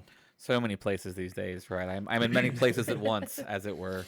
Yes, you are the Kwisatz I'm the Haderach. shortener of the way. You can find me on Twitter at ETVPod, mostly making a lot of Dune references, obviously, these days. And you can find my podcast pretty much everywhere, Embrace the Void and Philosophers in Space. And you can also find me monthly at the UK Skeptic Mag. I've got an article there on various skeptical and philosophical issues. So, and come join our Philosophers in Space Facebook group on Facebook, excuse me. Obviously, it's a great group for everybody who might be interested in joining a Fremen cult at some point here soon. Yeah, excellent. We're both in the Philosophers in Space Facebook group. We enjoy it quite a bit. Lots of fun memes, lots of fun discussions. Also, you guys will be putting out on Philosophers in Space your own Dune episode, I imagine, before too long. Yep. What are you covering? What we owe to the Fremen, for sure. There you go. So look out for that over on Philosophers in Space. And now it's time for my final verdict. Now, are you ready for your sentence? Sentence? But there must be a verdict first. Sentence first, verdict afterward. All right, I'm going to do my final verdict. And Aaron, if you have anything you want to add at the end, feel free. But here we go. Here's what I thought. Denis Villeneuve's Dune is a masterclass in modern sci-fi, and I'd argue an instant classic of cinema. It's gorgeously shot, and even that adjective barely begins to cover the beauty of this film. Every moment is breathtaking, every frame has weight. The score is impeccable and haunting, the effects are seamless, and capture Arrakis and the technology of the universe so perfectly it's as if it leapt straight from the page.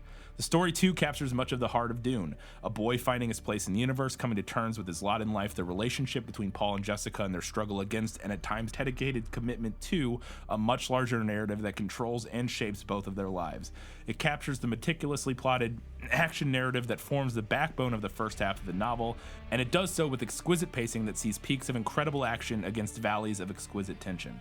And it paves the way for what is sure to be a grand narrative that asks viewers to question fate, interrogate our colonial history, and deeply consider the currently occurring climate crisis. That all being said, this book was a revelation to me. I had heard great things, and while I had no reason to doubt any of them, it wasn't until I actually sat down and started reading that I truly understood the love for this novel. The rich world building, done piecemeal throughout the book's incredibly compelling narrative, makes for one of the most well-realized worlds in fantasy literature that never feels bogged down in its own weight. Comparing this to something like Lord of the Rings, I never once thought, oh good lord, another song about some dead elf, can we please just get on with it. Every morsel of information about this universe left me wanting to learn more, as I was simultaneously waiting for the next action beat that all felt like something straight out of a modern action film. The movie also happened to cut two of my favorite moments from this part of the book, the dinner party scene and Paul relaying his dead father's message to Jessica, which was definitely a bit unfortunate for me, maybe not for everybody. I understand that this movie was never going to give us everything that we wanted from the novel, but there are just so many great character moments and nuances throughout the novel that the film simply didn't have time for, which is understandable, and it occasionally seemed to sacrifice some of that to expand on action beats, which is fine, and I get it, it's fine. There's a reason Dune is held up as one of the all-time greats. Franklin Herbert's fingerprints are all over nearly every piece of modern fantasy and sci-fi that came after Dune. This novel paved the way for some of modern Western culture's most cherished properties. Without Dune, there's no Star Wars, there's no Game of Thrones, there's no Battlefield Earth. Okay, they cannot all be winners. Maybe one day Dune 2021 will be looked back on in the same way. Perhaps the film will become the touchstone for sci-fi and fantasy movies going forward. But until that time, I'm gonna have to give this one to the book. So I'm voting for the book. But just barely. I love the movie. The movie's fantastic. I thought it was incredible. I just barely had to edge it to the book. Aaron, what would you vote for? I would honestly probably vote for the new movie because I hope that it will make it more accessible to a new generation of people and such and continue on the legacy. I will just add my favorite line of all time from any of the Dune books is a quote from Duke Leto II. He says, "Philosophy should be approached with a reverence." Yes, no, that is very true. And you try to do that every day on your all podcast, the time. I think. All the time, yeah. All right. Before we wrap up, Katie, what are we doing next? Up next, we are going to do something a little shorter and easier. We're going to be talking about a young adult property, Nick and Nora's Infinite Playlist, which is a novel co-written by Rachel Cohn and David Levithan, adapted into a 2008 film. Fantastic. I've never seen this, so have you read it? It has Kat Dennings in it. It does? Yes. I read it like years ago. I remember not a ton about it. I'm a couple chapters in, and the writing style is very 2008. So we'll see how I end up feeling about that. But the movie has Kat Dennings in it, who is one of my favorites. So she's fantastic. Looking forward to that. Awesome. All right. Any thoughts on Nick and Nora's Infinite Playlist, Aaron? I know nothing about this. Does it involve getting really high and then seeing the future? No. Then unfortunately. I'm not really interested. Yeah, I apologize. Who cares? Yeah. Who cares? All right. That's going to do it for this episode. Thank you, Aaron, for coming along on this epic journey as we broke down everything 2021 Dune. It was very fun. My pleasure. Thanks for having me on. All right. And we'll see you all next time. Until that time, guys, gals, non-binary pals, everybody else. Keep reading books. Keep watching movies. And keep being awesome.